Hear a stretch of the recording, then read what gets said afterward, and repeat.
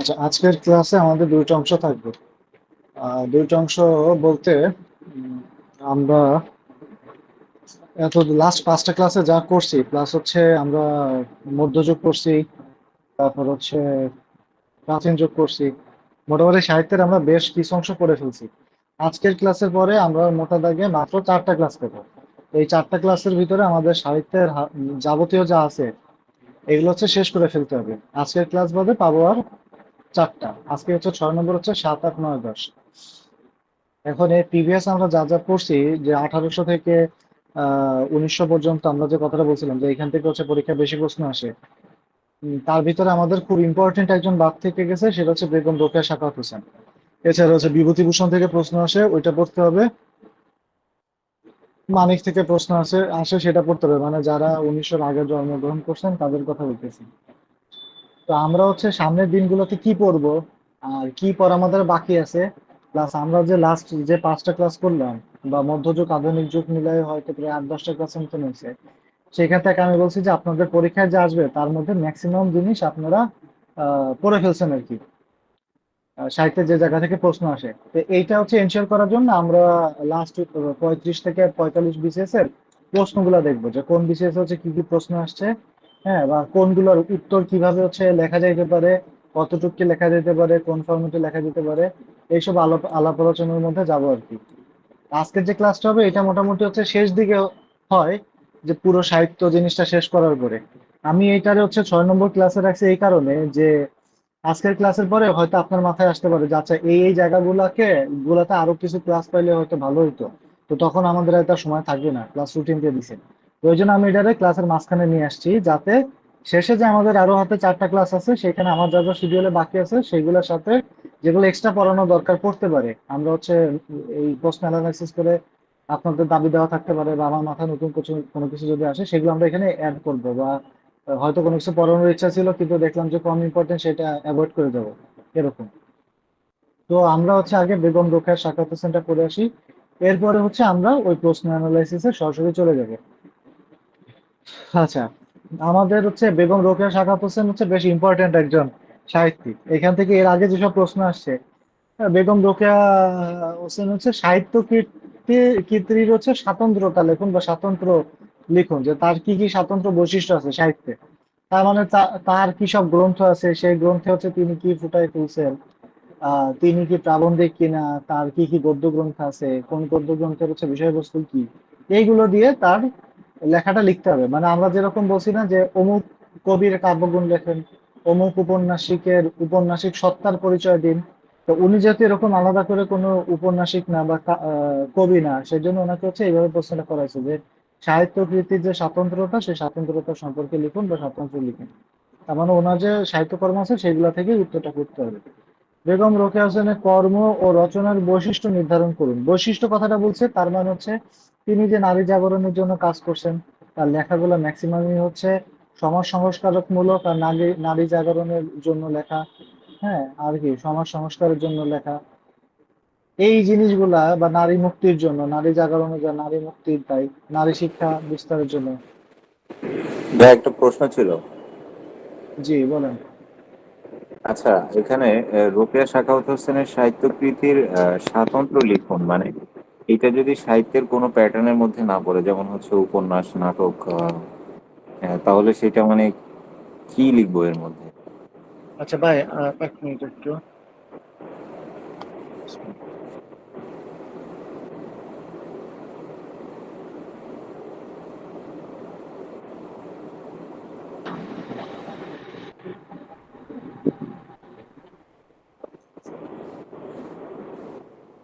ভাই, আপনি যে প্রশ্ন করতেছিলেন প্রশ্নটা আবার একটু করেন কাইন্ডলি। মানে প্রথম প্রশ্ন যেটা আর কি, রোকেয়া সাখাওয়াত সাত। হোসেনের সাহিত্য কৃতির স্বাতন্ত্র্য লিখন মানে তিনি তো সাহিত্য বলতে আমরা যেটা বলছি যে নাটক, উপন্যাস, কবিতা, গল্প, প্রবন্ধ, তো হুম। কোনো না কোনো একটা সেক্টরে তো দেখা গেছে যে ওনাকে ফেলতে হবে, মানে এরকম কোনো কিছু কিনা? আচ্ছা আচ্ছা, তাকে কোথায় ফেলতে হবে তাই?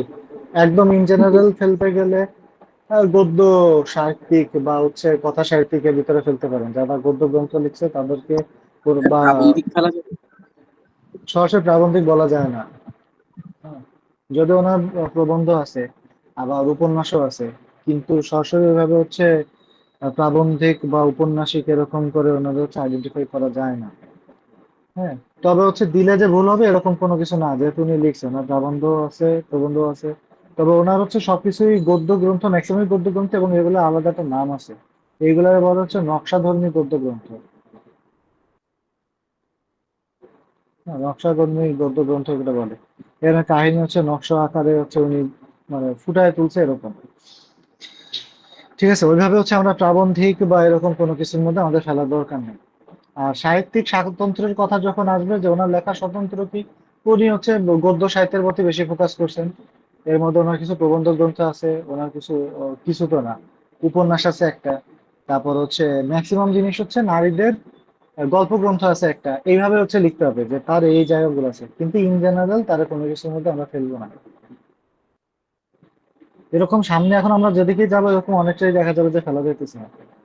আচ্ছা, তারপর যেটা গেল কর্ম রচনার বৈশিষ্ট্য। বৈশিষ্ট্য এইভাবে বলবো আমরা, নারী জাগরণে বেগম রোকেয়ার অবদান খুব ইম্পর্টেন্ট প্রশ্ন, এবং এইটা পড়লেই মোটামুটি ওনার সবকিছু ওনার সম্পর্কে জানা হয়ে যায়।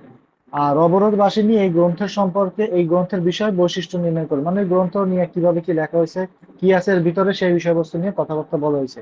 অবরোধ বাসিনী নিয়ে অলরেডি প্রশ্ন আসছে, আর যদি কোনো প্রশ্ন নিয়ে আসার মতন থাকে, তাহলে আসে হচ্ছে সুলতানার স্বপ্ন বা সুলতানার ড্রিম, যেটা এইটা সুলতানাস ড্রিম।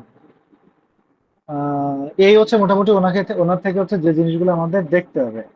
দেখেন এইখানে একটা মোটামুটি ভূমিকার মতো করে ওনার সম্পর্কে উনি যেসব জিনিসপাতি লিখছে এগুলোর কথা বলা আছে, যে বেগম রোকেয়া সাখাওয়াত হোসেন 1880-1932 জন্মগ্রহণ করছেন। তার জন্ম মৃত্যু সম্পর্কে আমরা জানি, 9 ডিসেম্বর। আচ্ছা, তিনি হচ্ছে কি বাঙালি নারীবাদী নেত্রী রোকেয়া বর্তমানে শুধু বাংলাদেশের নারী আন্দোলনের তাত্ত্বিক, প্রাতিষ্ঠানিক ও আদর্শিক নেত্রী নয়, সাহিত্যিক হিসাবেও তার শতমূল্য রয়েছে। অবরোধের ঘেরাটোপে বন্দী রংপুর জেলার পাড়াবন গ্রামের এই সেই দেশে যাননি তিনি, মানুষ হওয়ার স্বপ্নে সফল হয়েছেন। সেই সংগ্রামের বীজ রোপিত হয়েছিল তার শৈশব কোষে তারুণ্যের অবদগ্ধ পরিবেশে। এইভাবে যে কোনো একটা ইন্ট্রো দিতে পারেন, যে যেখান থেকে খুশি একটা সাজায় নিয়ে আর কি। সৃজনশীল সাহিত্যিক মেধা, ব্যক্তিত্ব, নারী জীবনে এবং ভালো কথাবার্তা যেরকম অন্য ক্লাসে থাকে সেভাবে দেয়া হয়েছে। আচ্ছা, তার লেখা থেকে একটা উদ্ধৃত করা হয়েছে, দেখেন উনি কি বলতেছে। এখন তার লেখা থেকে উদ্ধৃত করি। অবনতি প্রসঙ্গে নামে এক লেখায় সমাজকর্মীদের উদ্দেশ্যে তার বক্তব্য, যে যদি সমাজের কাজ করতে চাও তাহলে গায়ের চামড়া এতখানি পুরো করিয়া লইতে হবে যেন নিন্দা, গ্লানি, উপেক্ষা, অপমান এসব কোনো কিছু তাদেরকে আঘাত করতে না পারে। মাথার খুলে গিয়ে এত মজবুত করতে হবে যেন কোনো ঝড় ঝঞ্ঝা বজ্রবিপ্লব সবকিছু মানে প্রতিহত করে ফিরে আসা যায়। মানে আপনি যদি সমাজ সংস্কার করতে চান বা সমাজের জন্য কোনো কাজ করতে চান, তার মানে এটা দ্বারা তিনি কি বুঝাইছেন, যে সমাজের ভালো হয় এমন কোনো কিছু যদি করতে চান, তাহলে এত বাধার আপনি সম্মুখীন হবেন যে আপনার চামড়া যদি পুরো না হয়, মজবুত যদি আপনার খুলি যদি মজবুত না হয়, তাহলে সব বাধা প্রতিহত করে ফেরত আসাটা একেবারে প্রায় অসম্ভব। সেটা উনি বুঝাইতে চাইছেন এইখানে, যে সমাজ সংস্কার বা সমাজের জন্য কাজ করাটা কতটাই কঠিন। উনি আরো বলতেছেন নিজের লেখার মধ্যে প্রতিবাদ রূপে, যে আমি আজীবন কঠোর সামাজিক পর্দার অত্যাচারে লোহার সিন্ধুকে আবদ্ধ আছি, ভালো রূপে সমাজে মিশিতে পারি নাই। আমি আজ 22 বছর হইতে ভারতের সর্বাপেক্ষা নিকৃষ্ট জীবের জন্য রোদন করিতেছি। ভারতবর্ষের নিকৃষ্ট জীব কাহারা জানেন? সেই সব ভারত নারী। এই জীবগুলোর জন্য কখনো কাহার প্রাণ কাঁদে নাই। পশুর জন্য চিন্তা করিবার লোক আছে, তাই যত্রতত্র পশু ক্লেশ নিবারণ সমিতি দেখিতে পাই। পথের কুকুরটা মোটর চাপা পড়লে তার জন্য ইংল্যান্ড পত্রিকাতে ক্রন্দন রোল দেখতে পাই, কিন্তু আমাদের মতো, আমাদের নয় অবরোধ বন্দিনী নারী জাতির জন্য কাঁদিবার জন্য একটি লোকও এই ভূ ভারতে নাই। ঠিক আছে, এই গ্রন্থ থেকে নেওয়া হয়েছে, সেটার কথা বলা হয়েছে। এইটা যে আমরা হুবহু লিখবো ব্যাপারটা এরকম না। এইটা বলা হয়েছে কেন, তার তার হচ্ছে তাকে বোঝার জন্য হচ্ছে এই জিনিসটা এখানে উল্লেখ করা হয়েছে। উনি বলতেছেন, দেখেন, যে আমি আজীবন কঠোর সামাজিক পর্দার অত্যাচারে লোহার সিন্ধুকে আবদ্ধ আছি, ভালোভাবে হচ্ছে সমাজে মিশতে পারি নাই। এরপরে বলতেছে যে নিকৃষ্ট জীব আমাদের সমাজে কারা? ভারত যে নারী, ভারতের যে ভারতবর্ষের যে নারীরা আছে তারা হচ্ছে নিকৃষ্ট জীব। তাদের জন্য কখনোই কারোদের প্রাণ কাঁদে না। যদি একটা পশু, মানে পশুর জন্য হচ্ছে কি দেখা যায়, যতটুকু পশু ক্লেশ নিবারণ সমিতি, পশুদের যেন ক্লেশ না হয় সেটা নিবারণ করার জন্য। যদি কুকুরও মোটর চাপা পড়ে সেই ক্ষেত্রে হচ্ছে পত্রিকায় ছাপা হয়, কিন্তু নারীদের জন্য কাঁদার জন্য কোনো লোক ভারতে নাই। এটা ছিল ওই সময় সমাজ ব্যবস্থার ইয়া। তাই এই অংশটা আমরা হচ্ছে যেটুকু দাগাই ওটুকু একটু বারবার পড়লে লেখার মাঝখানে এই কথাগুলো অটো চলে আসবে। উনি নারীবাদী চিন্তার প্রকাশ ঘটাইছেন মতিচুর প্রবন্ধ সংগ্রহে এর প্রথম ও দ্বিতীয় খণ্ডে। সুলতানার স্বপ্ন, পদ্মরাগ, অবরোধবাসিনী ইত্যাদি তার সৃজনশীল রচনা। সুলতানার স্বপ্নকে তিনি নারীবাদী সাহিত্যের একটি মাইলফলক, নারীবাদী সাহিত্যের একটা মাইলফলক বলা হয়। আমরা হচ্ছে সুলতানার স্বপ্নের মধ্যে কি কি কি আছে এইটা একটু দেখব। এইখানে সুলতানের স্বপ্ন আলাদা করে অ্যাড করা নাই, আমি বলতেছি এখানে কি আছে।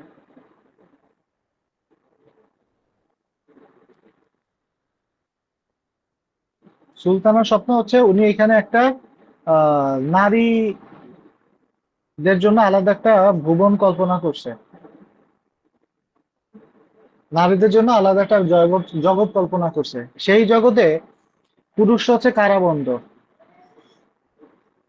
পুরুষরা কি, পুরুষরা হচ্ছে কারাবন্দী। ওই জগতের সবকিছু মানে ওই ওই যে সমাজটা, ওইটাকে কি বলে, লেডিল্যান্ড। ওই লেডিল্যান্ডের সবকিছু হচ্ছে নারী দ্বারা পরিচালিত, নারী দ্বারা পরিচালিত। এইখানে সমাজের যারা মানে শাসন করতেছেন তারাও নারী, যারা হচ্ছে সমাজের হচ্ছে কাজ করতেছে তারাও নারী, সবাই নারী। এবং উনি এখানে একটা উক্তি এরকম করছে যে এই সমাজে মানে এই যে লেডিল্যান্ডে আর কি, এই নারীদের যে এই সমাজ বা ভূমি, এই ভূমিতে হচ্ছে নারীরা নিরাপদ, নারীরা হচ্ছে নিরাপদ। নারীরা কেন নিরাপদ এখানে এবার দেওয়া উচিত হবে না, এটা একটু দেখে লিখতে হবে আর কি, হুবহু বসাইতে হবে। নারীরা নিরাপদ, নারীরা নিরাপদ কেন? কারণ এখানে পুরুষরা হচ্ছে কারাবন্দী। উনি এখানে বলতেছেন যে স্বয়ং শয়তান যেখানে বন্দী, স্বয়ং শয়তান যেখানে বন্দী, সেখানে নারীরা তো নিরাপদ থাকবেই,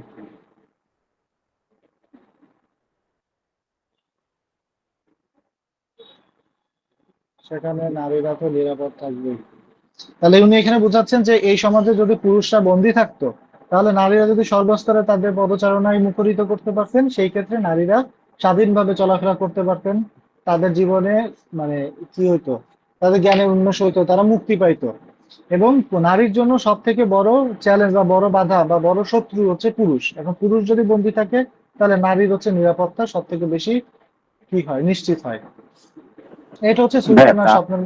হম, বলেন বলেন। তাহলে তো উনি তো আসলে ব্যালেন্সটা করলেন না, উনি সেম জিনিসটাই জাস্ট হম, জেন্ডারটা চেঞ্জ করে দিলেন আর কি।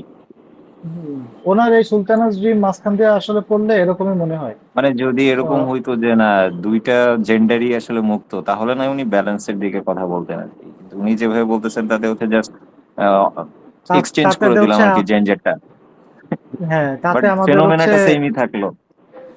তাতে আমাদের আমরা হার্ট হইতে পারি, ব্যাপারটা সত্য। কিন্তু ওই যুগের রেসপেক্টে এটা দেখেন যে সম্ভবত 1901 বা এই টাইম পিরিয়ডের দিকে উনি বলতেছেন, 1901, 1902, 1903 সালের দিকে। তখন আসলে সমাজ ব্যবস্থাটা এরকমই ছিল যে ওনারা এত বাধা পাইছে যে তাদের আর মনে হইতেছে যে না, এরা না থাকলেই ভালো হতো। হ্যাঁ, এত 100-150 বছর আগের হিসাব আসলে আমরা এই স্টেজে এসে বুঝতে পারবো না। আচ্ছা, এরপরেও আর যেটা আছে অবরোধবাসিনী। অবরোধবাসিনীর ভিতরে কি হয়েছে দেখেন, এখানে হচ্ছে সম্ভবত 47টা গল্প, এই যে 47টি ঘটনাকে অনুগল্প আকারে লিখে বইটি তৈরি করা হয়েছে। ঘটনাগুলো সব বাস্তব জীবন থেকে নেওয়া। এই বইয়ের মাধ্যমে বেগম রোকেয়া গল্পাকারে পদ্মা প্রথার দরুন নারীদের যে দুর্ভোগ তা সবার কাছে উপস্থাপন করছেন। এখানে দেখেন একটা গল্প এখানে বলা আছে যে এখানে হিন্দু গল্প, মুসলমান গল্প, মানে ভারতবর্ষের নারী আর কি, এখানে হিন্দু মুসলিম বলে কোনো কিছু নাই। এখানে কিন্তু পর্দা প্রথা বলতে ওই পর্দা প্রথা না যে একেবারে বোরকা পরে বেরোতে হবে, সেটা বুঝায়নি উনি। পর্দা প্রথা মানে হচ্ছে যে হিন্দু নারীরা কি করতো, ঘোমটা ব্যবহার করতো যেন পুরুষ হচ্ছে তার চেহারা দেখতে না পারে। এখন আমরা এখনকার সময় এসে পর্দা, যে উনি হচ্ছে পর্দা প্রথার বিরুদ্ধে বলছে, এটা শুনলে মনে হবে কি যে নর্মালি মুসলমান ধর্মের যে পর্দার কথা বলা আছে সেটাই মনে হয় বলতেছে। উনি কিন্তু সেটা বলে নাই। উনি বলতেছে যে নারীরা তখন পুরুষের সামনেই আসতো না। এখন এইটা হচ্ছে যেরকম হিন্দু নারীরা ঘোমটার ভিতরে মানে মুখ লুকায় থাকতো, আঁচল হচ্ছে বড় করে আঁচল দিয়ে থাকতো, তাকে যেন কোনোভাবেই তার মানে চেহারা দৃশ্যমান না হয়। আবার মুসলমান নারীরা ওইভাবে হচ্ছে বোরকার ভিতরে থাকতো না। উনি কিন্তু উভয়টারে বলছে, মানে নারীরা পুরুষের সামনে আসতো না, এইটাকেই বুঝাইছে। তো এইখানে দেখেন একটা গল্পের কথা বলছে যে পশ্চিম দেশের মানে পশ্চিমবঙ্গের এক হিন্দু বধূ তাহার শাশুড়ি আর স্বামীর সাথে গঙ্গা স্নানে গেছে। স্নান শেষ করে যখন ফিরতেছে তখন তার শাশুড়ি আর স্বামীকে ভিড়ের মধ্যে আর দেখতে পাইল না। অবশেষে এক ভদ্রলোকের পিছু পিছু চলিল। কতক্ষণ পর পুলিশের হল্লা, সেই ভদ্রলোককে ধরিয়া কনস্টেবল বলে, তুমি অমুকের বউ ভাগাইয়া লয়ে যাইতেছো। মানে যে লোকটা বলতেছে যে তুমি বউ ভাগাই নিতেছো, সে তো খুব ভয় পাইছে। সে ফিরিয়া দেখলো যে আরে এ কার বউ, তার পিছন পিছন তার খুঁটি ধরিয়া আসিতেছে, মানে ধুতির কোনা ধরে হাঁটতেছে তার পিছন পিছন। প্রশ্ন করায় বধূ বলিল, সে সর্বক্ষণ মাথায় ঘোমটা দিয়ে থাকে, নিজের স্বামীকে সে কখনো ভালো করিয়া দেখেই নাই। স্বামীর পরিধানে হলদে পাড়ের ধুতি ছিল, তাহাই সে দেখিয়াছে, এই ভদ্রলোকে ধুতির পার হলদে দেখিয়া তাহার সঙ্গ লইয়াছে। বুঝতে পারছেন ব্যাপারটা, যে উনি এই অন্য তাকেই স্বামীর, স্বামী ধরছে। মানে স্বামীর চেহারাও সে ভালো করে দেখে না, সারাক্ষণ হচ্ছে ঘোমটা দিয়ে থাকতো সে। এই কারণে সে দেখছে যে তার হাজবেন্ডের হচ্ছে ধুতির মানে পার হচ্ছে হলুদ, তো সে তো মাথা নিচু করে হাঁটতে হাঁটতে আর একটা হলদে পারে ধুতির লোক পায়, ভাবছে এটাই মনে হয় আমার স্বামী, এখন তার ধুতির কোটা ধরে সে হাঁটা শুরু করছে। তার মানে এখানে কি বোঝা যাইতেছে, যেরকম হিন্দু সমাজে দেখবেন যে স্বামীর যে বড় ভাই থাকে যারা ভাসুর বলে, দেখছেন ওই যে এরকম নিয়ম আছে যে ভাসুরের সামনে হচ্ছে মাথার ঘোমটা বড় করে দেওয়া, ভাসুর যেন বৌমার চেহারা দেখতে না পারে, মানে ছোট ভাইয়ের বউয়ের যেন চেহারা দেখতে না পারে, তারপরে শ্বশুর আর ভাসুরের সামনে যেন বউ না আসে, এরকম একটা প্রথা আগে কিন্তু প্রচলিত ছিল। ঠিক আছে, তাহলে এইটা হচ্ছে এই অবরোধ বাসিনীর মধ্যে বুঝাইছে উনি, যে তারা কতটাই হচ্ছে কি বলে যে অবরুদ্ধ আর কি, যে স্বামীর সামনে এরকম আসতেছে না। এরকম আরো অনেকগুলো গল্প আছে। আচ্ছা, যেরকম আমি মনে হয় আপনাদের কবে এরকম একটা গল্প বলছিলাম, ডাকাত পড়ছে এক বাড়িতে। তো ডাকাত পড়লে হচ্ছে ঘরের যে গৃহিণী আছে, গৃহিণী তার যত স্বর্ণালংকার আছে সব স্বর্ণালংকার সে হচ্ছে বাইরে দিয়ে দিছে, ডাকাতদের কাছে দিয়ে দিছে, যেন ডাকাতরা আবার ওই ঘরের মধ্যে এসে লুটপাট না করে। একইভাবে এক বাড়িতে হচ্ছে আগুন লাগছে, আগুন লাগলে মহিলা হচ্ছে সবকিছু এরকম মূল্যবান জিনিস টিনিস নিয়ে বেরোইতে যাবে, তখন দেখে কি ওই বাড়িতে বাইরের লোকজন কি পানি ঢালতেছে। তখন উনি ওই যে মূল্যবান যা কিছু ছিল তার সব হচ্ছে বাইরে ছুঁড়ে মাইরে নিজে এসে চৌকির তলায় লুকাইছে, আগুনে পুড়ে ভদ্র মহিলা মারা গেছে। হ্যাঁ, এইগুলো হচ্ছে ওই সময়কার, যে আমি আগুনে পুড়ে মারা যাব, বা ডাকাতের যেটা, যে সে ডাকাত বলিয়া চিৎকার করে নাই। চিৎকার কেন করে নাই, কারণ চিৎকার করলে তার গলা পরপুরুষ শুনতে পারবে, এই কারণে সে চিৎকারও করে নাই ডাকাত বলে। হ্যাঁ, চিৎকার করলে পরপুরুষ তার কণ্ঠ শুনতে পারবে,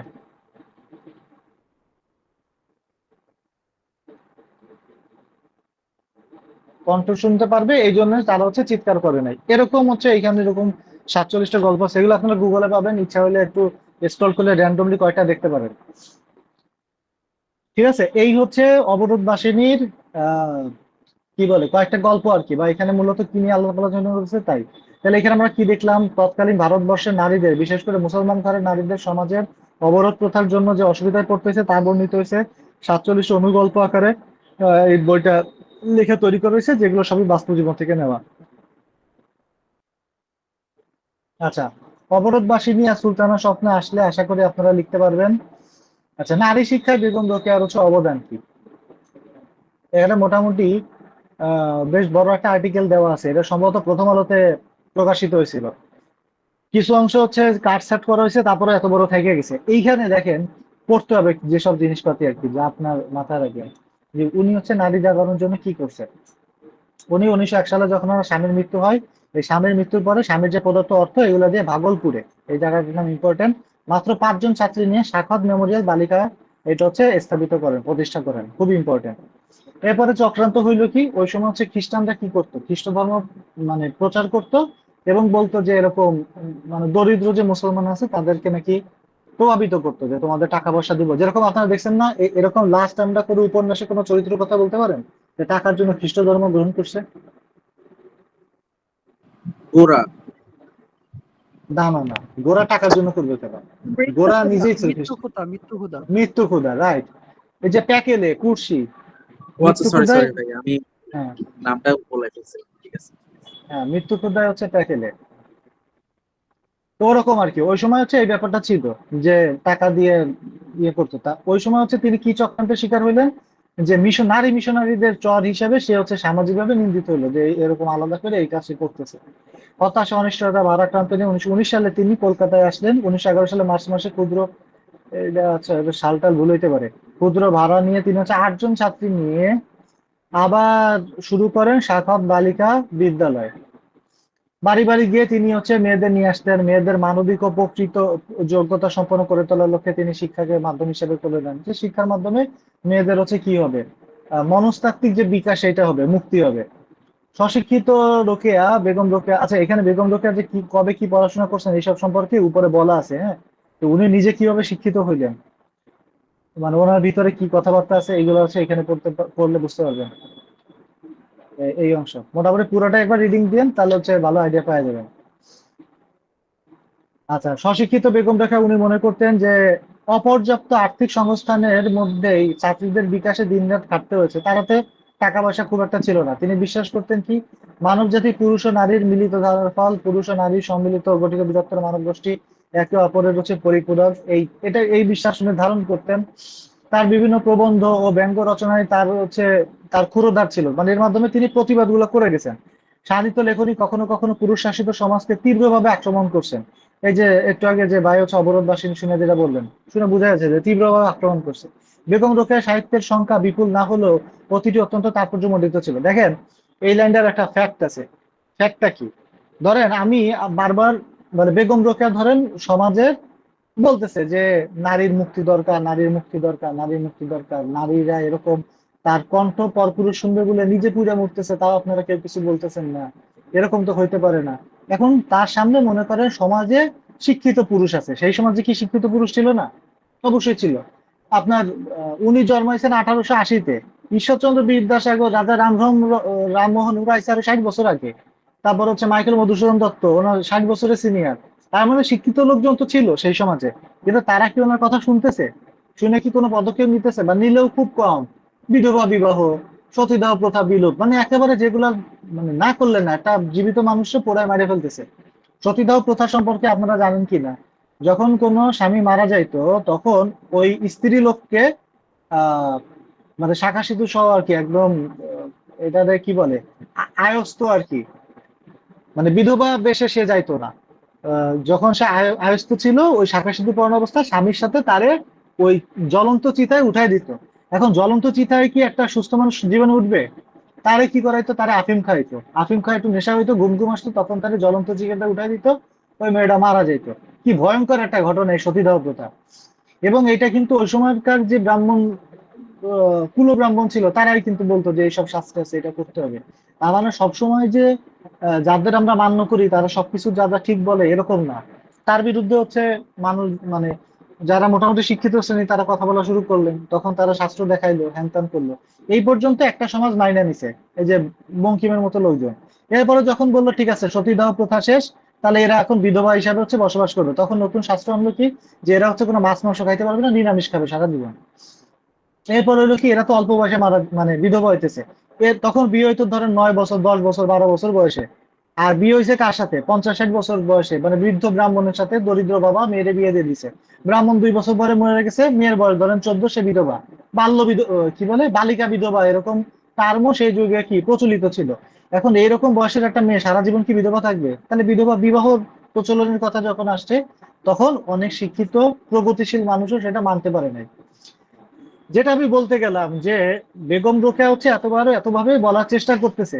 এখন আপনাকে মনে করেন আমি বারবার একটা কথা বলতেছি বলতেছি বলতেছি, কিন্তু আপনি গায়ে পাত্তা দিচ্ছেন না, হাসি তামাশা করে উড়ায় দিতেছেন। এখন তখন কি করতে হয়, মানে আপনাকে গা জ্বালানি কথা বলতে হবে, যে এমন বিচ্ছিরি কথা আপনারা বলবো যে আপনি খুব ইরিটেট ফেল করে রিয়াক্ট করে বসবেন। আনটিল আপনি রিয়াক্ট না করেন ততক্ষণ পর্যন্ত এটা আসলে কোনো ফল নাই। ওই রিয়াক্ট করার জন্য সে ফাইনালি এই যে কথাটা বলছে না, যে স্বামী তো লেখনী কখনো কখনো পুরুষ শাসিত সমাজকে তীব্রভাবে আক্রমণ করছে। ওই তীব্রভাবে আক্রমণ কোনটা? ওই যে সুলতানের স্বপ্নের মধ্যে বলছে সে, যে শয়তানরা, স্বয়ং শয়তান হচ্ছে কারাগারে বন্দী।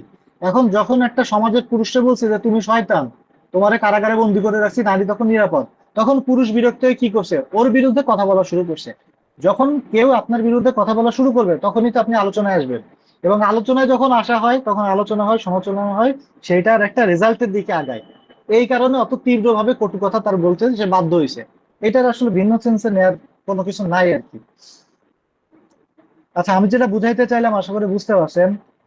আচ্ছা, এরপরে তিনি আর যেসব আমাদের হচ্ছে নারী জাগরণের লেখার মধ্যে যাদের বলতে হবে, তিনি আঞ্জুমানে খাতিয়ানে ইসলাম এটা প্রতিষ্ঠা করছেন, মুসলিম মহিলা সমাজ প্রতিষ্ঠা করছেন, যা যা জিনিস তিনি প্রতিষ্ঠা করছেন এগুলো বলতে হবে। আর মাঝখানে মাঝখানে যে বলতে হবে, তিনি 5 জন ছাত্রীকে নিয়ে সাফাত মেমোরিয়াল বানাইছেন, 8 জনকে নিয়ে হচ্ছে বালিকা বিদ্যালয় বানাইছেন, বাড়ি বাড়ি যে মেয়েদের নিয়ে আসতেন, সেটার জন্য তিনি আহ কি বলে মিশনারিদের চর বলে হচ্ছে কি বলে নিন্দার শিকার হয়েছেন। এইসব কথাবার্তা বলে এই জিনিসটা সাজায় লিখতে হবে। পারা যাবে কিনা এটা বলেন। জি ভাই, পারা যাবে। এই হচ্ছে মোটামুটি বেগম রোকেয়াকে নিয়ে যেসব কথাবার্তা সেগুলা। বেগম রোকেয়া ভাইয়া এই বেশ যে ইম্পর্ট্যান্ট। এই লেখাগুলো ভাইয়া কি মানে আপনার কি পিডিএফ করা আছে নাকি মানে আমাদেরকে দেবেন নাকি? এই স্লাইডে তো আপনারা পাওয়া যাবেন। আর এইগুলা ভাই আমি যে সিস্টেমে পড়তাম, এখন আসলে ওই ওই জিনিস ধরে আপনাদের দিলে কোনো লাভ হবে না। দেয়ার নিয়ম হচ্ছে যে জিনিসটা ধরেন একটা ভূমিকা আছে, তারপরে যে প্রশ্নের উপরে লিখতেছে, মানে বইগুলা যেভাবে লেখা হয় এটা সাজায় গুছায় দেয়া দেয়া লাগে। এখন আমার জিনিসগুলা কেমন জানেন, ধরেন আমি এক এক কোনায় লিখে রাখছি একটা কবিতার লাইন লিখছি, এই কোনায় একটা কবিতার লাইন লিখছি, এখানে একটা লিখে রাখছি, এই যে একটা লিখে এরকম মানে বিচ্ছিন্ন আর কি। এগুলো যেগুলো আমার লেখার মাঝখানে মনে যখন আসে, সেটা তো আমি আপনাদের আগের ক্লাসগুলো লিখেই দিছি, বা ম্যাক্সিমামই স্লাইডের মধ্যেই ইয়ে করা আছে, উল্লেখ করা আছে। ঠিক আছে, এখানে কোনো সমস্যা নাই। হ্যাঁ, বেগম পারেন আর রোকেয়া কি গ্রন্থ সমালোচনা আসার মতো মানে ওরকম কোনো টপিক দিয়ে উম, পড়বো নাকি আমি ইন জেনারেল পড়বো? আসার মতো টপিক না, তবে পড়ে রাখতে পারেন। এখন একটা ব্যাপার হচ্ছে কি, যে ধরেন বেগম রোকেয়া পড়ছেন, এইখানে এই যে এতক্ষণ বসে যে কথাবার্তা শুনছেন লাস্ট 20-25 মিনিটে, এটা নিয়ে কি আপনি 4 পেজ বেগম রোকেয়ারে নিয়ে লিখতে পারবেন? 4 পৃষ্ঠার মতন, যে বেগম রোকেয়া এই তার জীবনে হচ্ছে তিনি এই বাধার সম্মুখীন হয়েছেন, তিনি নারী নারী জাগরণের জন্য এই কাজগুলা করছে, নারী শিক্ষা বিস্তারের জন্য এই কাজ করছে, তার উল্লেখযোগ্য প্রবন্ধ মানে লেখা এইগুলা প্রবন্ধ এটা আছে, তারপরে তিনি হচ্ছে তার গদ্য গ্রন্থের মধ্যে এটা আছে, ও তার অবরোধ বাসিনীর মধ্যে তিনি এটা লিখছেন, তারপর হচ্ছে সুলতানের স্বপ্নেতে এটা লিখছে, এছাড়া তার পদ্মচূড় আছে, মতিচুর আছে, পদ্মরাগ আছে, এইভাবে 4 পেজ কি লিখতে পারবেন তারে নিয়ে? জি ভাই, একটু একটু পড়লে মোটামুটি করলে পারা লিখতে যাবে। পারবেন। হ্যাঁ, এই যে মোটামুটি 3.5-4 পেজ লেখার মতন যদি আপনার একজন রাইটারকে নিয়ে লেখার মতন ক্যাপাবিলিটি দাঁড়ায়, তার মানে আপনি ওনারে নিয়ে গ্রন্থ সমালোচনা আসলে লিখতে পারবেন। গ্রন্থ সমালোচনা আসবে একটা গ্রন্থের উপরে, ধরেন এইখান তো অবরোধ বাসিনী নিয়ে আসলো, আপনি অবরোধ বাসিনীর উপরে তো মাত্র 1 পেজ লিখবেন। ধরেন যদি 4 পেজও গ্রন্থ সমালোচনা লিখেন, এইখান থেকে শুরু করে এই পর্যন্ত 1-1.5 পেজের মতন হবে ওই গ্রন্থ ওই গ্রন্থ রিলেটেড কথাবার্তা। আপনারা যে পরিমাণ কাহিনীর বিষয়বস্তু জানেন, এই নিয়ে 1.5 পেজ ইজিলি লিখতে পারবেন। এরপরে বাকি জায়গাগুলো ভরাবেন কি করে? ওই সাহিত্যিকের অন্যান্য কি কি গ্রন্থ আছে, এই সেম টাইপের গ্রন্থ আর কারা লিখছে। এই যে আপনাদের আলোচনার মধ্যে আমি আহ, মাইকেলের কথা আনলাম, বিদ্যাসাগরের কথা আনলাম, রাজা রামমোহনের কথা আনলাম, সেম নারী জাগরণের জন্য তিনি যে কাজ করছেন, নারীদের মুক্তির জন্য তো এর আগে অমুক অমুক তমুকরাও কাজ করে গেছেন, তাদের কাজগুলো হচ্ছে এইগুলা, এই কথাবার্তা সব এখানে আসবে। বুঝতে পারছেন? একমাত্র যে ধরেন গ্রন্থ সমালোচনায় যে গ্রন্থ নিয়ে আপনি হ্যাঁ, লেখেন, এই ক্ষেত্রে কি একটা কথা বলা যাবে, তসলিমা নাসরিনের ইস্যু কি এই ক্ষেত্রে প্রাসঙ্গিক দরকার কিনা? নাই, দরকার নাই, দরকার নাই, যা বিতর্কিত। ধরেন তসলিমা নাসরিন নিয়ে এখানে আমরা আজকে 10 জন আছি, আপনার কি মনে হয় 10 জন হচ্ছে তসলিমা নাসরিনের পক্ষের লোক? যে জিনিস নিয়ে বিতর্ক আছে, যে আপনার খাতা দেখবে আপনি শিওর না যে ওনার কাছে তিনি হচ্ছে একসেপ্টেবল কিনা, ওইরকম কোনো রিস্কেই যাবেন না, জাস্ট অ্যাভয়েড করে চলে যাবেন। ঠিক আছে, নীরব থাকবেন। যেরকম আপনারা মুক্তিযুদ্ধ ভিত্তিক একটা বই নিয়ে খুব ইয়ে করেন, অহংকার, না না না না না, কি জানো, 71-এর দিনগুলো। না এটা তো ভালো। আরে যেটা হচ্ছে তাজউদ্দিন যে হচ্ছে গ্লোরিফাই করছে, কি জানো নাম, মূলধারা 71। মূলধারা 71, রাইট। এই যে মূলধারা 71, মূলধারা 71 হচ্ছে কি মুক্তিযুদ্ধ ভিত্তিক, ছেলেপেলে প্রচুর গ্রন্থ সমালোচনা এটা পড়ছো। এই বইটা যদি আপনারা পুরোপুরি পড়েন, তাহলে আপনারা বুঝবেন যে আচ্ছা এটা আমার পড়ার দরকার নাই। এটা পড়ার পরে জি বোঝা ভাই, যাবে আমি যে বিসিএস এর জন্য এটা পড়ার দরকার তাজউদ্দিন নেই। আহমেদের পিএস ছিল, আচ্ছা, মানে তার মানে সেক্রেটারি। কারে গ্লোরিফাই করছে, কি হইছে, কেন জিনিসটা অ্যাভয়েড করতে, এটা বুঝতে হবে। তো ওরকম কাউরে নিয়ে আসবেন না যে যারে যে আপনার খাতা দেখতেছে সে ওইটার হচ্ছে ভক্ত না বা ইয়া। আপনি এনে বসেন ইমপ্রেস করতে, কোনো মানে কি বলে, সোজা হিসাব কি আমি আপনার আরো সহজভাবে বুঝাই। সামনে ইলেকশন, এখন এমন কোনো কাজ করা যাবে না যাতে আপনার ভোটে কোনো সমস্যা পড়ে। রিটেন পরীক্ষার খাতা রয়েছে এরকম, বুঝছেন? জনমনে অসন্তোষ ক্রিয়েট হয় এরকম কোনো কিছুর ভিতরে আপনি যাবেন না, মানে কোনো রিস্কেই যাবেন না, খুব সেফ গেম খেলবেন, রিটার্ন খাতা থাকবে এরকম সেফ গেমের জায়গা, কোনো দিকে হচ্ছে মানে বিধ্বংসী কথাবার্তার দিকে যাবেনই না, ওই জন্য তসলিমা নাসরিন আনার দরকার নেই। ঠিক আছে, এই হচ্ছে আমাদের মোটামুটি বেগম রোকেয়ারে নিয়ে কথাবার্তা। কারো কোনো কোশ্চেন আছে কিনা বলেন, আমরা আমাদের পরের অংশে চলে যাব।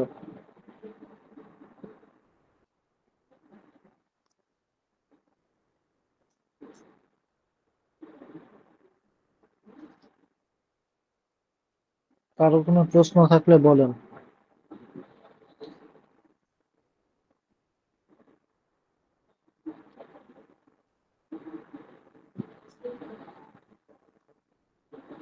আচ্ছা, আমরা প্রশ্ন সলভ করতে গেলে কিছু ব্যতিক্রমধর্মী প্রশ্ন পাবো, যে এখান থেকে যে প্রশ্ন আসে সেটা চিন্তাও করা যায় না। একটা প্রশ্ন আসছিল বাংলাদেশের সাহিত্য, বাংলাদেশের সাহিত্য কথাটা হইলো কেন। আমি এখন আপনাদের কিছু মানে টাইম লাইন নিয়ে ঘোরাঘুরি করব, হ্যাঁ। আহ, সংখ্যা রেখার মতন আর কি। ধরেন আমরা এখন 1800-তে আছি, এখান থেকে আস্তে আস্তে আস্তে আস্তে আমরা হচ্ছে এই যে 2024 সালের পর্যন্ত আমরা আসবো। বাংলাদেশের সাহিত্য হচ্ছে আমাদের এখানে আলোচনার টপিক আর কি। তো আমরা আমাদের আলোচনার মধ্যে এইসব এই এই এই লাইন আনবো না, কিন্তু না এনে আমরা এটা বোঝার চেষ্টা করবো। দেখেন, আপনারা হচ্ছে চর্যাপদ করছেন, এরপরে আমরা দেখলাম কি মধ্যযুগের সাহিত্য আসলো। এখন চর্যাপদ যখন পড়ছি, চর্যাপদের ভিতরে আমরা বারবার ভাষা রিলেটেড প্রশ্ন করছি। কেন করছি? কারণ চর্যাপদের ভাষা যে বাংলায়, এইটা নিয়ে হচ্ছে কামড়াকামড়ি শুরু হইলো, যে না এটা অহমিয়া, কেউ বললো এটা কি বলে ওইরকম যে 5টা ভাষা উল্লেখ পাওয়া যায়, এইসব নিয়ে মারামারি হইলো। তারপরে সুনীতি কুমার দেখাইলেন যে না, এটা চর্যাপদের ভাষা আসলে বাংলায় ছিল। তাহলে আমাদের প্রাচীন গ্রন্থ আমরা পাইলাম, যে আমাদের ভাষায় লেখা প্রাচীন গ্রন্থ কোনটা সেটা আমরা পাইলাম। এরপরে মধ্যযুগ আসলো। মধ্যযুগ অনেক বেশি হইলো কি ধর্মকেন্দ্রিক। কারণ ধর্মকেন্দ্রিকতা যদি না হয়, এবং সব কি কাব্য, কাব্য মানে হচ্ছে কি কবিতার চরণ বা কবিগান টাইপের, এমন ভাবে জিনিসগুলো লিখতে হবে যে ছন্দ আকারে থাকে, যাতে মানুষের মুখে মুখে থাকে। এরপরে আমরা আস্তে আস্তে ভারতচন্দ্র রায়গুণাকার যখন মারা গেল, এরপর যখন ঈশ্বরচন্দ্র গুপ্ত আসলো, আমরা বলতেছি এখানে যুগ সন্ধিক্ষণের একটা ব্যাপার।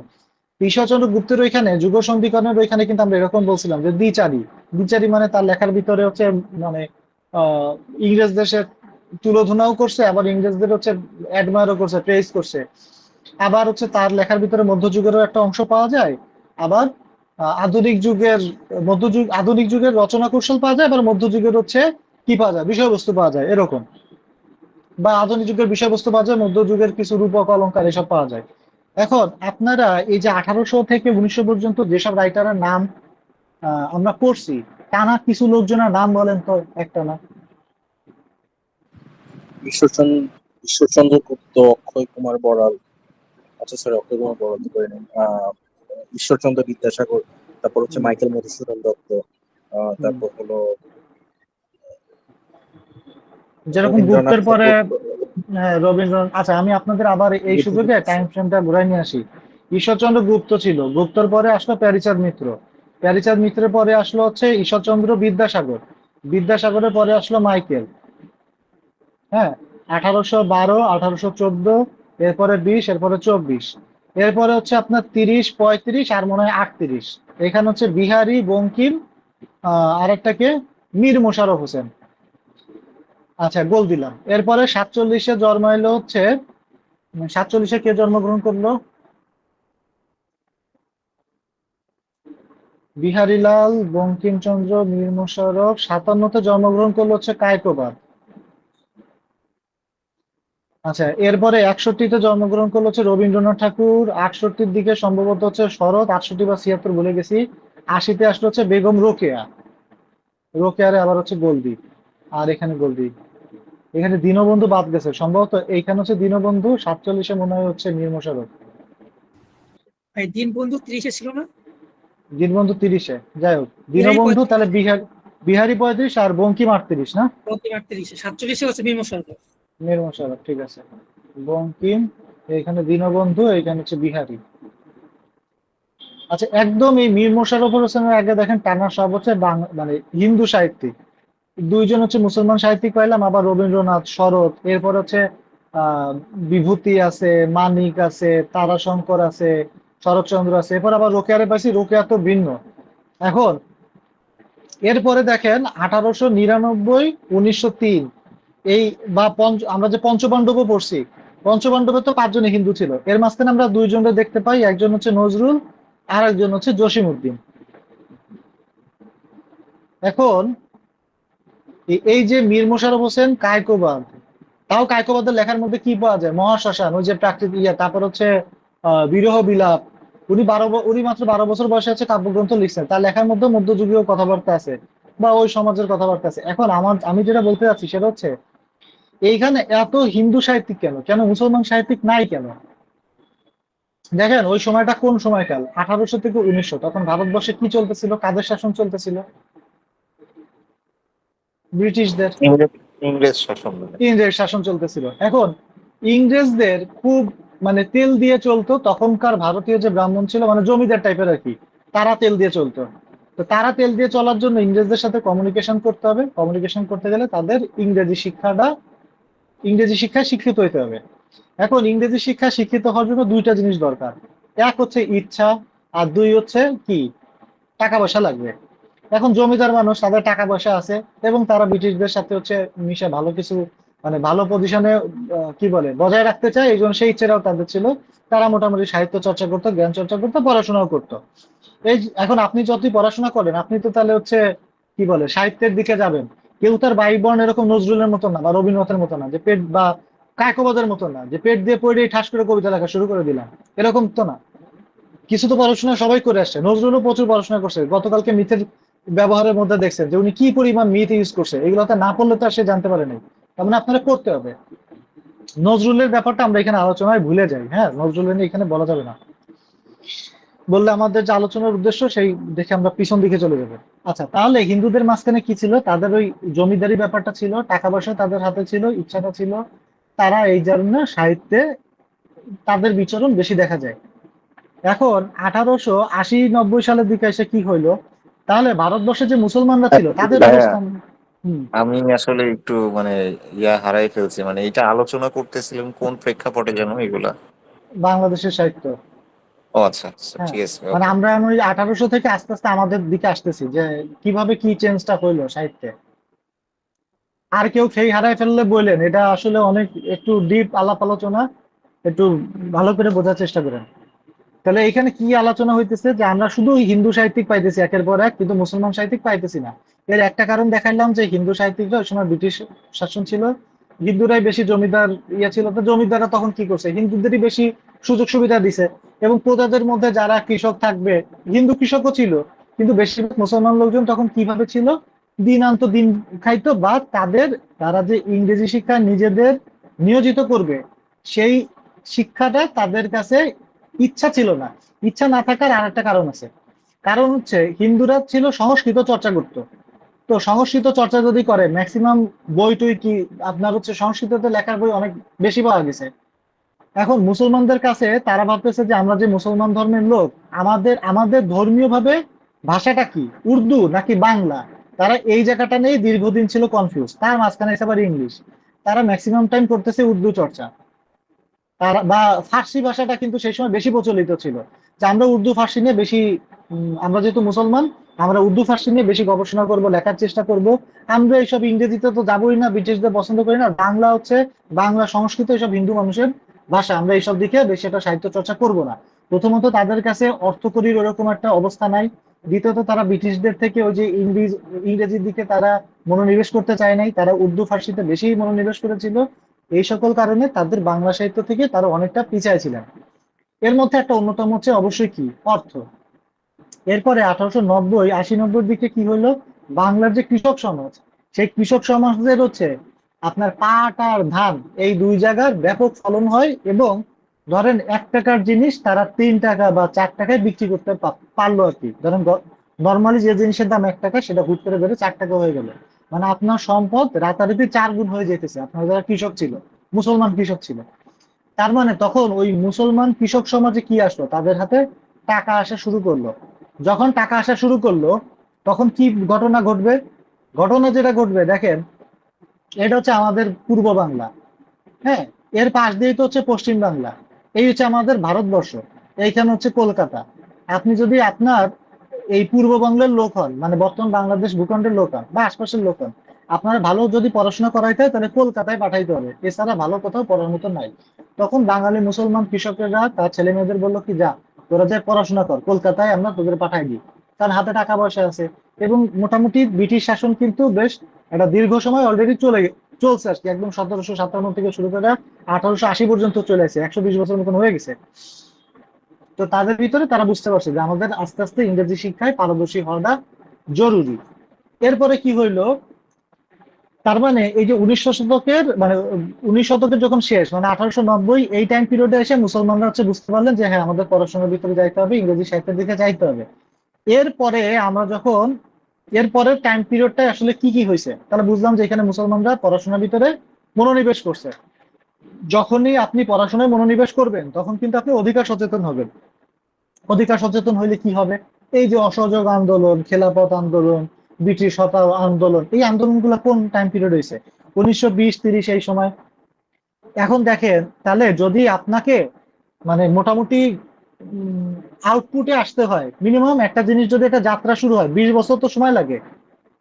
যে আচ্ছা, এই নতুন একটা নবজাগরণ শুরু হলো, সেই নবজাগরণের রেজাল্ট আসতে তো 15-20 বছর সময় লাগে।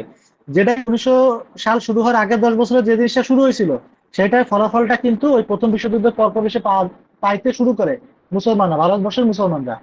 এখন এই যে জসিমউদ্দিন যখন হচ্ছে কবি হয়েছে, তিনি কি দেখলেন? আমরা জসিমউদ্দিনের কথা চিন্তা করি। তিনি দেখলেন আমি একজন ভালো কবি, কিন্তু আমি যে কবিতা লিখতেছি, এই কবিতাটা কোনো পত্রিকা ছাপাইতেছে না, কারণ সব পত্রিকা সম্পাদক হচ্ছে হিন্দু। দেখেন ওই যুগে যত পত্রিকা আছে, সব পত্রিকা তো সম্পাদনা এনারাই করছেন। তার মানে কি, ওই পত্রিকায় মুসলমানদের ওইভাবে কবিতা ছাপা হইতেছে না। তখন এরকম জসিমউদ্দিন শুধু না, এরকম মুসলমান আরো যত কবি সাহিত্যিক ছিলেন, তারা সবাই ওই সময় কি হইতে শুরু করলেন, একজোট হইতে শুরু করলেন এবং বিরক্ত হইতে শুরু করলেন। যে ঠিক আছে, আমাদের তাহলে আলাদা করে কিছু একটা করা দরকার। তাহলে আমাদের কি করতে হবে, পত্রিকায় লেখালেখি করতে হবে এবং সাহিত্য চর্চা করতে হবে। এখন এই সাহিত্য চর্চাটা কখন থেকে তাদের মাথায় আসছে, যদি এই সময় বাপ মা টাকা পয়সা দিয়ে পড়তে পাঠায়, বা ওই সময় টাকা পয়সা এসে পরের জেনারেশনে পড়তে পাঠায়, সে আউটকামটা 1920 থেকে আমরা পাওয়া শুরু করবো। যখন 20 থেকে পাওয়া শুরু করব, তখন রাজনৈতিক প্রেক্ষাপট কি? উত্তপ্ত ভারতবর্ষে ব্রিটিশ হটাও আন্দোলন। এখন এই ব্রিটিশ হটাও চলতেছে। 1935 সালে যায় আপনার হচ্ছে ওই যে ওইটারে কি বলে, ভোট ভোট দেওয়ার জন্য হচ্ছে আলাদা নিয়ম চালু হইলো। ওইটার নাম যেন কি, যেটা 37 সালে প্রথম ভোট ভোট দিল ওরা, 1935 সালে, ওই আইনটার নাম কি? ওটা ছিল ভারত শাসন আইন মনে হয়। শাসন আইন। ভারত শাসন আইন, হ্যাঁ। এখন ওই প্রেক্ষাপটে যখন রচনাগুলো হয়েছে, তখন কি হয়েছে? ব্রিটিশ বিরোধী রচনা হয়েছে। এই যে ব্রিটিশ বিরোধী রচনা, এর আগ পর্যন্ত আমরা যে রবীন্দ্রনাথ পড়লাম, নজরুল পড়লাম, পঞ্চপাণ্ডব ইভেন পড়লাম, তাদের লেখার মাঝখানে কি আমরা ব্রিটিশ বিরোধী এই ধরনের কোনো কিছু চোখের সামনে আইছে? আসে নাই কিন্তু। এরপরে যখন হচ্ছে 1935-এর দিকে আসলো, তারা মোটামুটি বুঝতে পারলো, এই যে আমরা এখন পূর্ববঙ্গের দিকে আসি, এই দিকে আসি আস্তে আস্তে, এটা পুরোটা ভারতবর্ষ, বাঙালি ভাষাভাষী, আস্তে আস্তে আমরা এই ভূখণ্ডের মধ্যে আসবো। তারা বুঝতে পারতেছে হ্যাঁ, আমরা ভারতবর্ষটারে আলাদা করব, ব্রিটিশ থেকে মুক্ত করব। কিন্তু মুক্ত করলে শুধু হবে না, এখানে হিন্দু মুসলিমের মধ্যে একটা প্যাচ লাইগা আছে। যদি হিন্দু মুসলিম আলাদা না হয়, মানে আলাদা না হয় মিন্সটা কি, মানে এইখানে একটা সামাজিক সাম্প্রদায়িক মিলবন্ধন আছে, এটা সত্য। কিন্তু যদি ধর্মভিত্তিক আলাদা ভাবে দেশ তৈরি না হয়, তাহলে আমরা যে উদ্দেশ্যে চাইতেছি সেই উদ্দেশ্যটা ফুলফিল হবে না। তখন কি আসলো, যে ভারত আর পাকিস্তানটারে আলাদা করতে হবে। তার মানে 1930-এর পর থেকে শুরু করে, বা 35 থেকে শুরু করে 40-45, একদম 47-এর আগ পর্যন্ত যে সাহিত্যগুলো, সেই জায়গায় কি দেখা যাবে, যে ধর্ম ভিত্তিতে এই যে লাহোর প্রস্তাব, যেটা কি ধর্মর বেসিসে ডিফারেন্ট স্টেটস বানানো, সেইগুলা দেখা যাবে। এবার 47 সালে দেশ বিভাগ হইলো, বঙ্গবন্ধু সহ সবাই হচ্ছে খুব খুশি। এখন দেখা গেল কি, যে আমরা যে মানে ধর্মভিত্তিক রাষ্ট্র গঠন করলাম, ভেজালটা ব্রিটিশটা ঠিকই বানায় গেছে, কারণ দুই ভূখণ্ড দুই পাশে, পাকিস্তান এক পাশে, পূর্ব বাংলা এক পাশে, এত দূর দুই জায়গা, এই দুই জায়গার মধ্যে আসলে ধর্মীয় মিলবন্ধন থাকলেও সাংস্কৃতিক মিলবন্ধনটা নাই, ভাষাগতরও কোনো মিল নাই। তাহলে আমাদের এই পাকিস্তান থেকে হচ্ছে মুক্তি পাইতে হবে। তখন আমাদের ভিতরে আস্তে আস্তে যে জাতীয়তাবোধটা জাগ্রত হইলো, সেই জাতীয়তাবোধটার নাম কি? বাঙালি জাতীয়তাবোধ। তাহলে এই বাঙালি জাতীয়তাবোধটা একেবারে মোটা দাগে হচ্ছে সৃষ্টি হইলো কবে? 1952 সালের ভাষা আন্দোলনে। তাহলে আমরা এতক্ষণ পর্যন্ত কি দেখলাম? আমরা প্রাচীন যুগ দেখলাম, মধ্যযুগ দেখলাম, 1800 সালে হচ্ছে আধুনিক যুগে আমরা প্রবেশ করলাম, 1860 সালে দুর্গেশ নন্দিনী হলো 65 সালে। এরকম আস্তে আস্তে যাইতেছে, কিন্তু মুসলমানদের ওরকম কোনো কাব্যধারায় উন্মেষ ঘটে নাই, প্রবেশ ঘটে নাই। 1880-90 দিকে হচ্ছে কৃষকরা তার ফসলের দাম, ন্যায্য দাম পাইলো, তখন তারা তাদের সন্তানদের পড়াশোনা করতে পাঠাইলো। মুসলমানরা একই সাথে কি হইলো, সংস্কৃতি সচেতন হইলো। আমরা কেন মুসলমানের দিকে গেলাম? হিন্দু কি সেই সময় ছিল না? ছিল। আমরা কিন্তু আস্তে আস্তে বাংলাদেশের সাহিত্যে আসবো, মানে আমাদের এই ভূখণ্ডে আসবো। আমাদের এই ভূখণ্ডে যখনই আসবো তখন এখানে মুসলিম সাহিত্যের হচ্ছে কি সংখ্যাগরিষ্ঠতা বেশি পাওয়া যাবে। ওই জন্য মুসলমান ওই টপিকটা আসছে, যে 1880-90 সালে মুসলমান কৃষকরা তাদের সন্তানদের কলকাতায় পাঠাইতেছে, যে যাও বাপধান তোমরা পড়াশোনা করে আসো।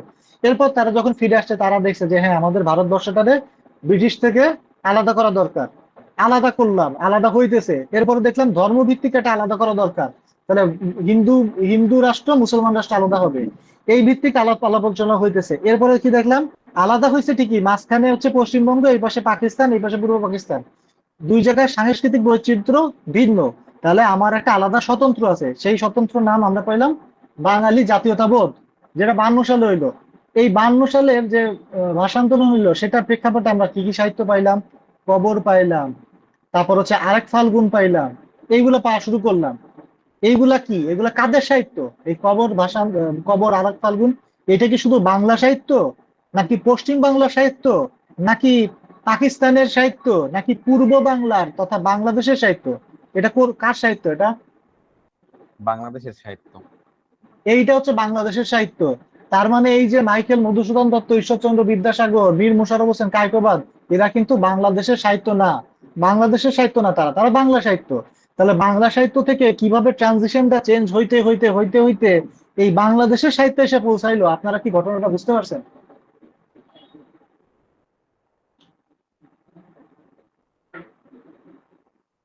বলেন কিছু বুঝছেন কিনা।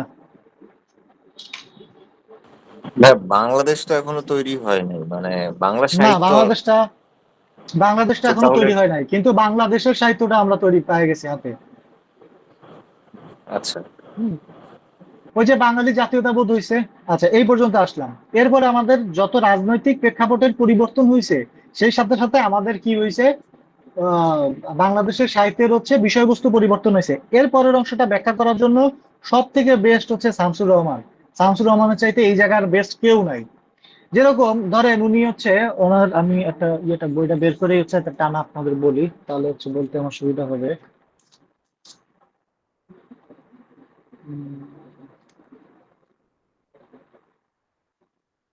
313। আচ্ছা দেখেন, আমরা শামসুর রহমানের হচ্ছে কিছু আহ কি বলে লেখার হচ্ছে নাম করি, হ্যাঁ। বিধ্বস্ত নীলিমা, বিধ্বস্ত নীলিমা, এটা হচ্ছে 1967 সালে লেখা। 1967 সালে কি চলতেছিল, 66 দফা হচ্ছে অলরেডি আমরা করছি, কি বলে 6 দফা হচ্ছে দেওয়া হয়েছে। বঙ্গবন্ধু তখন হচ্ছে জেলে, কারাগারে বন্দী, এবং বঙ্গবন্ধুরে নিয়েও কিন্তু তিনি হচ্ছে একটা কবিতা লিখছেন, নাম হচ্ছে টেলেমেকাস, যেটা হচ্ছে 66 6 দফার জন্য যে বঙ্গবন্ধু বন্দী ছিলেন, তারপর হচ্ছে ওইটা নিয়ে লেখা হয়েছে। আচ্ছা, আপনাদেরকে আজকে আর কোনো ক্লাস আছে এরপরে? না ভাই। আচ্ছা, ঠিক আছে, ওকে। তাহলে দেখেন, ওই শামসুর রহমান হচ্ছে ওই সময় এটা লিখছেন, টেলেমেকাস লিখছেন 66 6 দফা যে বঙ্গবন্ধু আটকা মানে বন্দী ছিলেন সেটা নিয়ে। এরপরে ধরেন 1970 সালে উনি একটা কাব্যগ্রন্থ লিখছেন, নাম হচ্ছে নিজ বাসভূমে। নিজ বাসভূমে মানে কি, আপনার নিজের যে বাসভূমি, নিজের যে বাসস্থান, সেটা নিয়ে। তখনও কি 1971 সালে স্বাধীনতা তো হয় নাই। তার মানে উনি এই নিজ বাসভূমি বলতে কি নিজের ভূখণ্ডরে বুঝাইছে। আমরা আস্তে আস্তে ভূখণ্ডের দিকে যাইতেছি, স্বাধীনতার দিকে যাইতেছি। উনি মুক্তিযুদ্ধ ভিত্তিক একটা রচনা লিখলেন, যেটা 1972 সালে হচ্ছে প্রকাশিত হলো, সেটা নাম কি, বন্দি শিবির থেকে। এটা কি রিলেটেড লেখা? মুক্তিযুদ্ধ ভিত্তিক। তার মানে মুক্তিযুদ্ধ তখন কি ছিল, ওই জায়গাটা ছিল বন্দি, মানে বন্দি, একটা বন্দি, সেই বন্দি জায়গায় একটা শিবির তৈরি হয়েছে, একটা বন্দি শিবির, সেইখান থেকে উনি লিখতেছেন বন্দি শিবির থেকে মুক্তিযুদ্ধ ভিত্তিক প্রেক্ষাপট, ঠিক আছে।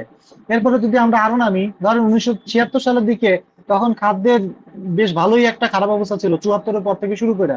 উনি লিখলেন কি, আমি অনাহারী। হ্যাঁ, এরপরে ধরেন 1977 সালে বঙ্গবন্ধু মারা গেছেন, তার পরে তিনি হচ্ছে লিখলেন যে শূন্যতায় তুমি শোকসভা। শূন্যতায় তুমি শোকসভা মানে তুমি নাই কোথাও, তোমারে আমরা চাচ্ছি কিন্তু তুমি নাই। তারপর হচ্ছে বাংলাদেশ স্বপ্ন দেখে। তারপরে হচ্ছে আর আছে প্রতিদিন ঘরের ঘরে। এরপরে যদি আমরা আরো নিচে নামি, 1982 সালে উনি একটা ভয়ানক জিনিস লিখলেন, উদ্ভট উটের পিঠে চলছে স্বদেশ। বলেন তো এই সাল দেখা এই এই কাব্যগ্রন্থের হচ্ছে কি বিষয়বস্তু কি? স্বৈরশাসক। সামরিক স্বৈর শাসন। শাসন, সামরিক শাসন, মানে এরশাদের বিরুদ্ধে লিখছে সোজা হিসাব। ওইখানে ওই যে আবার 1969 সালে যখন আসাদের নিয়ে যখন আন্দোলন 69 গণ অভ্যুত্থান হইতেছে, তখন আসাদ যায় মারা গেল, আসাদের শার্ট নিয়ে যায় কি বলে ওইটারে আপনার গুলিস্তানে সম্ভবত আসাদের শার্ট নিয়ে হচ্ছে মিছিল হইলো, রক্তমাখা শার্ট দিয়ে উনি লিখলেন হচ্ছে আসাদের শার্ট। তার মানে যখন যে প্রেক্ষাপটে ছিল সেই প্রেক্ষাপটে ওনার বিষয়বস্তু কিন্তু পরিবর্তন হয়েছে। তার মানে রাজনৈতিক পট পরিবর্তনের সাথে সাথে সাহিত্যের পট পরিবর্তন ঘটছে, এবং আমরা বিভিন্ন টাইম পিরিয়ডে এই ধরনের সাহিত্যগুলা দেখতে পাই, যেগুলা এই ভূখণ্ডের কি বলে কবি সাহিত্যিকরা রাজনৈতিক প্রেক্ষাপটের পরিবর্তনের সাথে সাথে রচনা করে গেছেন। এই যে সাহিত্যগুলা, এই সাহিত্যগুলাই হচ্ছে বাংলাদেশের সাহিত্য। যারা বাংলাদেশের সাহিত্যের ভিতরে ওই যে আমাদের এটা হইতে পারে যে হ্যাঁ অমুকে কোথায় জন্মগ্রহণ করছেন, 1800 থেকে 1900 সাল পর্যন্ত যারা জন্মাইছেন, রবীন্দ্রনাথ ছিল, খুলনায় আসছে, পিঠাবগে গেছে, এসব জায়গায় গেছে, কিন্তু তারে কেন আমরা সরাসরি বাংলাদেশের সাহিত্য এই জায়গার ভিতরে রবীন্দ্রনাথের কথা আনতে পারি না? কারণ তিনি মারা গেছেন 1941 সালে, তখন বাংলাদেশ এই প্রেক্ষাপটটা ব্যাপারটাই আসে নাই। তার মানে ওনার যে সাহিত্যটা, এটা আমরা বাংলাদেশের সাহিত্য বলবো না, ওটা বাংলা সাহিত্য। বাংলাদেশের সাহিত্য নজরুলকে বলা যাবে? নজরুল তো আরেক বাংলাদেশের নাগরিকত্ব পাইছে। না না, এই যে আরো বুঝেন ভালো করে, নাগরিকত্ব কি পাইছে কি না পাইছে ওটা আমাদের হেডেক না। আমাদের হেডেক হচ্ছে আমাদের এই যে ভূখণ্ড, এই ভূখণ্ড যে সৃষ্টি হইলো, ধরেন একটা ভূখণ্ড তৈরি হবে, এরকম ঝাপসা আছে, একটু গাঢ় হইলো একটু গাঢ় হইলো, একদম ফাইনালি হচ্ছে জায়গা উঠছে 71 সালে এসে।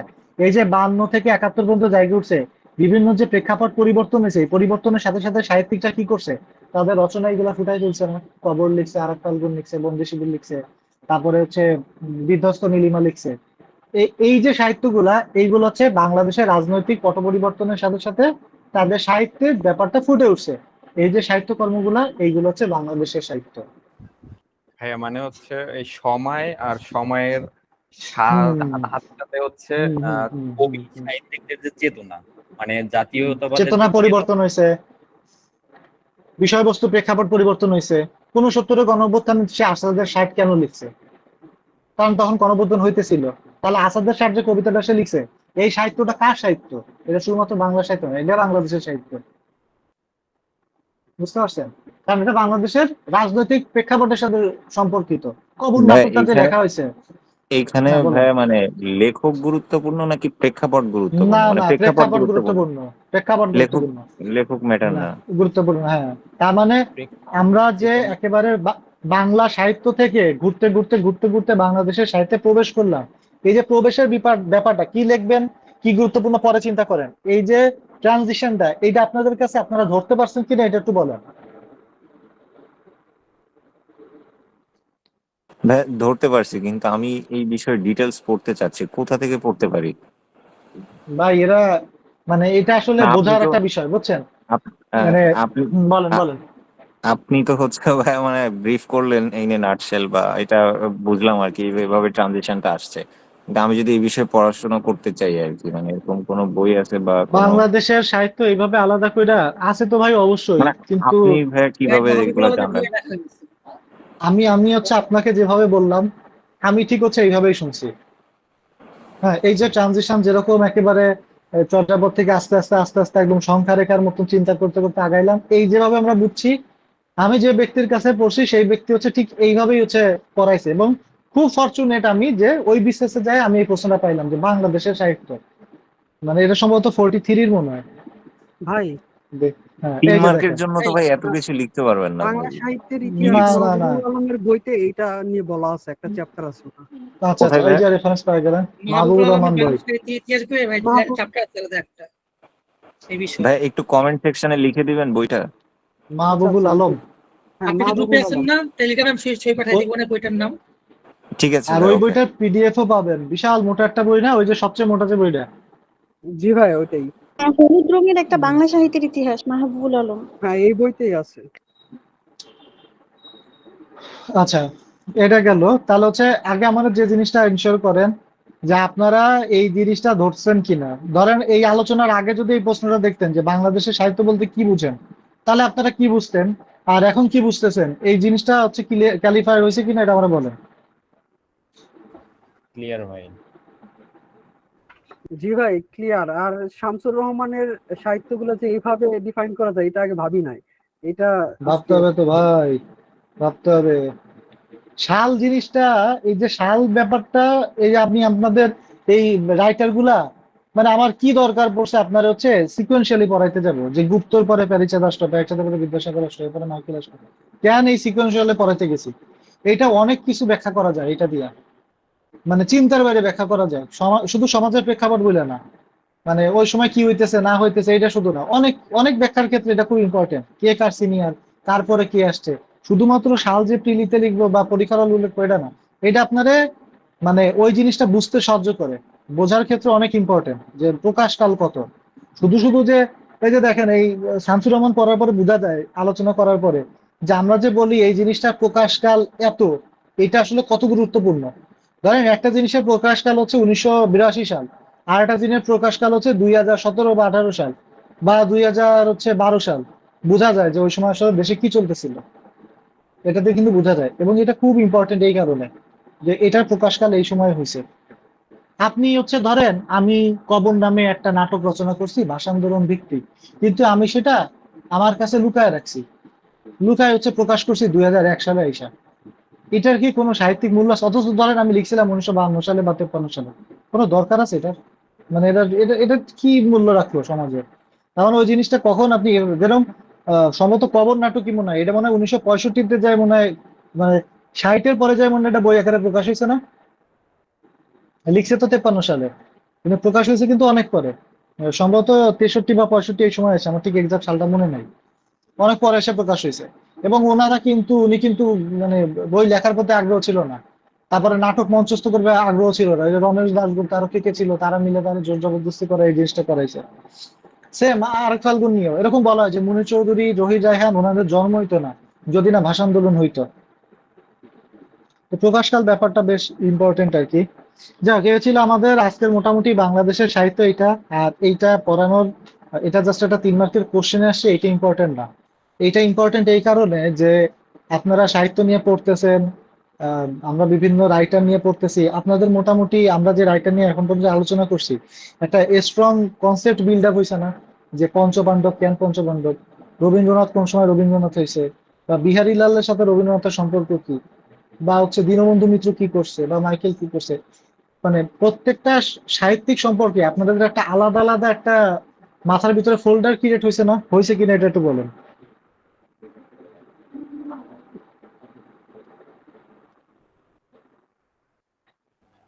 জি ভাই।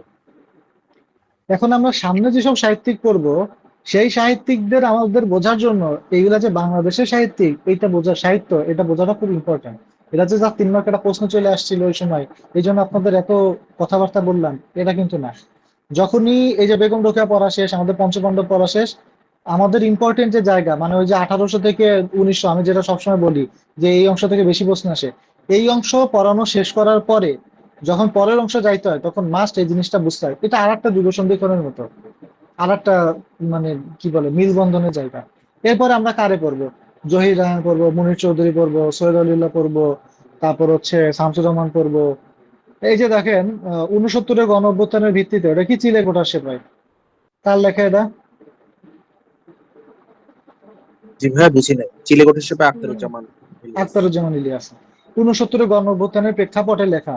আখতারুজ্জামান যে একজন সাহিত্যিক, গণ অভ্যুত্থান হয়েছে বলে তো নিয়ে প্রেক্ষাপটে এই সাহিত্য কর্মটা লিখছে।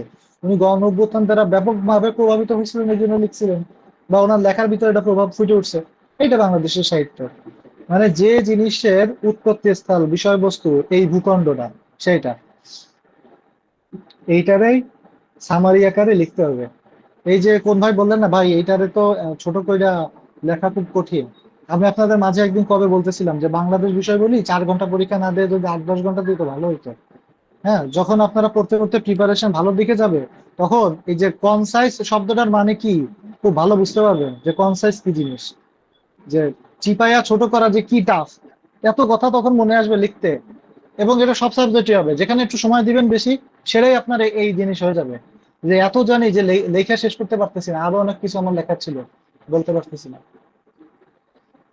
আচ্ছা, তো যেটা বলতেছিলাম, এরপরে আমরা যেসব রাইটার নিয়ে পড়বো তাদের সবার একটা মানে আলাদা আইডেন্টিটি থাকবে। সেই আইডেন্টিটিটা থাকবে বাংলাদেশের এই ভূখণ্ডের ভিতরে আইডেন্টিটি।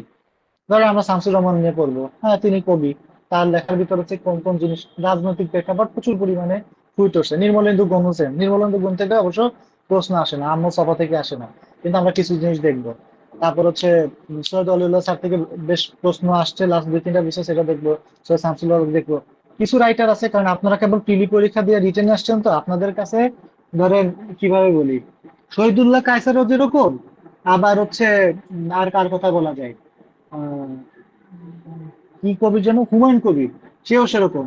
এখন শহীদুল্লাহ কায়সার কেমন ইম্পর্টেন্ট আর হুমায়ুন কবির কেমন ইম্পর্টেন্ট, এটা আপনারা জাস্ট প্রিলির কয়েকটা সাহিত্য পড়ে এসে আইডেন্টিফাই করতে পারবেন না, খুবই সাহিত্য মানে স্বাভাবিক আর কি। ধরেন আমি 10টা রাইটারের নাম বলি, আপনারা ওনাদের নাম শুনছেন কিনা আমরা বলেন, হ্যাঁ?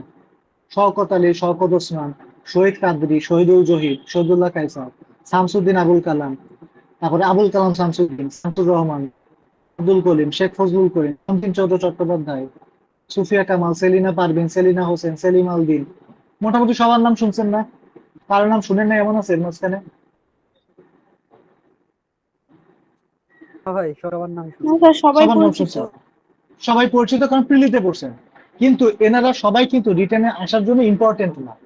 কে ইম্পর্টেন্ট? এই যে শহীদুল্লাহ কায়সার সংসপ্তক, তারপর হচ্ছে সারেং বই, এটা আসার মতন একটা ইম্পর্টেন্ট জিনিস। এর অনেক ব্যাকগ্রাউন্ড কাহিনী আছে কেন এটা আসার মতন ইম্পর্টেন্ট জিনিস। এটা যখন আমরা এটা পড়বো তখন আমরা আপনারা ক্লিয়ার হতে পারবেন। এছাড়া আর কি আছে? শামসুর রহমান তো ডেফিনেটলি ইম্পর্টেন্ট। শওকত আলী, শওকত ওসমান, ওনারা শওকত ওসমান হচ্ছে মুক্তিযুদ্ধ ভিত্তিক প্রচুর জিনিস লিখছেন, সেই জন্য উনি ইম্পর্টেন্ট। শওকত আলী অল্প কয়েকটা লিখছেন, যাত্রা শুধু। শওকত ওসমানটা মারাত্মক ইম্পর্টেন্ট এখানে।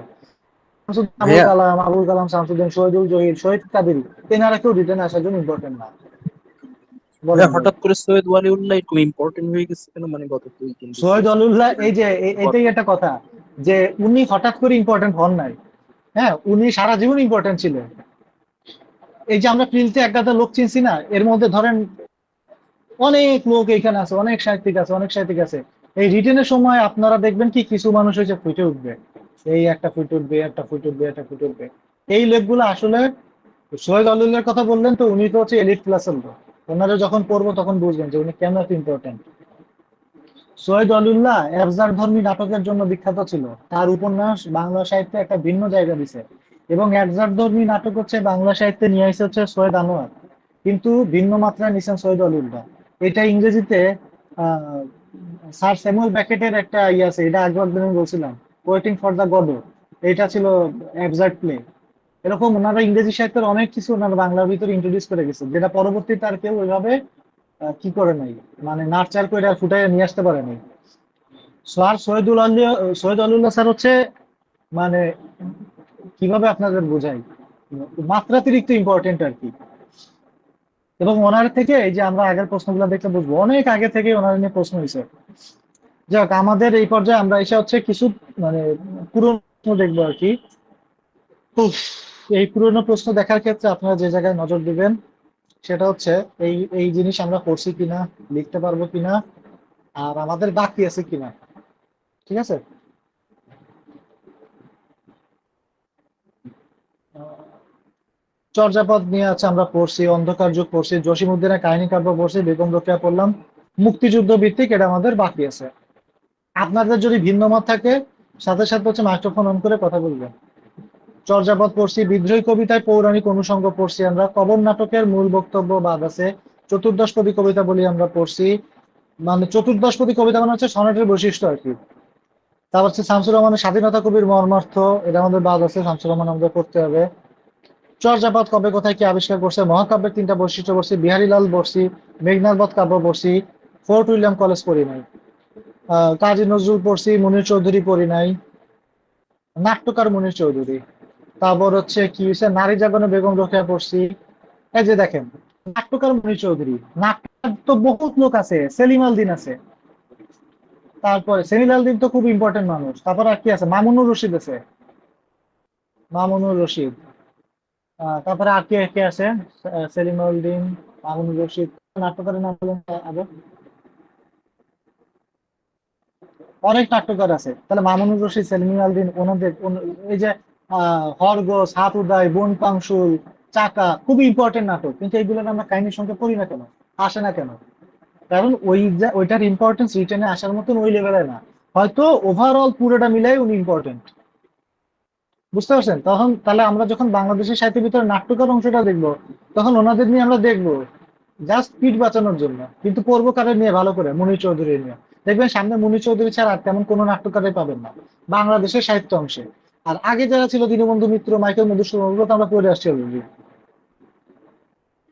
আচ্ছা, উপন্যাসের নাম উল্লেখ করে শহীদ ওলিউল্লাহ হচ্ছে স্বতন্ত্র নিরূপণ করো, দেন প্রশ্নের ফরম্যাট সেম একেবারে। ওই যে বেগম রোকেয়ার একটা দেখলাম, স্বাতন্ত্র নিরূপণ করো, এটা 43 না 44 প্রশ্ন। আচ্ছা, রবীন্দ্রনাথ ঠাকুরের ভ্রমণ কাহিনী পড়ছি আমরা। রবীন্দ্রনাথ ঠাকুরের কয়েকটা ভ্রমণ কাহিনীর নাম আপনারা লেখেন তো, বা বলেন তো একটু শুনি। ইউরোপ প্রবাসীর পত্র, এই যে, রাশিয়ার না না না না না, ইউরোপ প্রবাসীর পত্র না, ঠিক করে বলেন। ইউরোপ প্রবাসী ডায়েরি। ইউরোপ, এই এই লাইনটা কি এরকম? আর শব্দটা এরকম ইউরোপ? না, অন্ধস্ত ও অন্তস্থ, হ্যাঁ, রসিকতা। এরকম মনে হয় ইউরোপ বা এই টাইপের হ্যাঁ, কিছু একটা, ইউরোপ কিন্তু না। হুম, তারপর হচ্ছে ওইটা পারস্যের শোনার চিঠি, জন্য বলছি। হুম, শুধু পারস্য রাশিয়ার আছে। পথে। হ্যাঁ, আচ্ছা, সরি, রাশিয়ার পথে। তাই একটু দেখতে হবে, হ্যাঁ, জাপানি যাত্রী, জাপান যাত্রীর পত্র, জাপা জাভা যাত্রীর যাত্রীর পত্র, পথে। ভাবি যাত্রী, ভাবি যাবি, এরকম আছে, ঠিক আছে, যাই হোক। চর্যাপদের ভাষা, অন্ধকার যুগ, চন্দ্রাবতী রামায়ণ সম্পর্কে লিখুন। এটা কি আপনাদের মনে পড়তেছে কিছু? চন্দ্রাবতী রামায়ণ। জি ভাই, চন্দ্রাবতী সীতাকে কেন্দ্র করে রামায়ণটা লিখছে। Good good good. হচ্ছে নারী কেন্দ্রিক আর কি। জোড়াসাঁকো ঠাকুর বাড়ির কবি লেখকদের সংক্ষিপ্ত পরিচয় দিন। কে কে কবি লেখক ছিল জোড়াসাঁকো ঠাকুর পরিবারের? কয়েকটা নাম বলেন তো। ওনার যে বড় ভাই ছিল কাদম্বরী দেবীর যে আর এই হাজবেন্ড, তার নাম বলেন। জ্যোতিরিন্দ্রনাথ, তারপর হচ্ছে দেবেন্দ্রনাথ, তারপর হচ্ছে হ্যাঁ, স্বর্ণকুমারী, স্বর্ণকুমারী দেবী। কুমারী তারপর দেবী, হচ্ছে রাইট, ঠিক এর আছে। বাইরে হচ্ছে বিহারীলালের কথা লিখতে বলছে। বিহারীলাল যে ওখানে আসছে সেটা বললেই হবে। আচ্ছা, ঠিক আছে, এরপরে হচ্ছে নজরুল পাঠের প্রাসঙ্গিকতা এখনো কেন বর্তমান, আগের দিন আপনারা বললেন। পঞ্চপাণ্ডব কারা? বাংলাদেশের সাহিত্য আমরা দেখলাম বং থেকে বাংলা, এটা হচ্ছে রিজিয়ার। এই প্রশ্নটা হচ্ছে আননোন ছিল 43 বিসিএস এ, কিন্তু এই প্রশ্নটা আমি লিখছিলাম। বং থেকে বাংলা, এটা একটা পিলিতে আসছিল, পরের বার একটা রিটার্নে মারা গেছে, কি আজীব একটা সিস্টেম। বেশ আনকমন প্রশ্ন, এই ধরনের প্রশ্ন যদি সামনে আসে আমরা পারবো না, এটা চিন্তা করে নিতে হবে।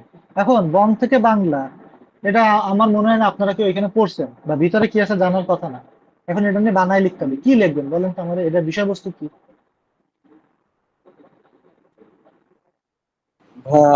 ওই যে ওই কেতে আরণ্যক একটা আছে, ওটা কে দিয়ে আনবো? বং। তারপর হচ্ছে আবুল ফজলের সম্ভবত বং related কিছু একটা আছে। যদি সেটা না হয়ে থাকে তাহলে কিন্তু একটা বিপদ আছে। যখনই আননোন জিনিস নিয়ে লিখবেন, তখন হচ্ছে ভাব বাঁচে লিখবেন। মানে একটু, ধরেন এইটা হচ্ছে আসল জিনিস, আপনি এরকম একটু পাশ কাইটে আলাপ আলোচনা করে চলে যাবেন, ঠিক আছে? টাচ করবেন না। যখনই ঐতিহ্য আনন্দকে আনবেন বা আবুল ফজল আনবেন, তখন এটা মানে সঠিক ভুল হওয়ার একটা চান্স থাকে। বং থেকে বোঝা যাইতেছে যে হ্যাঁ, এখানে বাংলার যে আদি জনপদ ওইসব নিয়ে বলা হইতেছে, এবং বাংলা মানে হচ্ছে বর্তমান যে জনপদ বা বাংলা ভূখণ্ড, এটা নিয়ে বলা হইতেছে।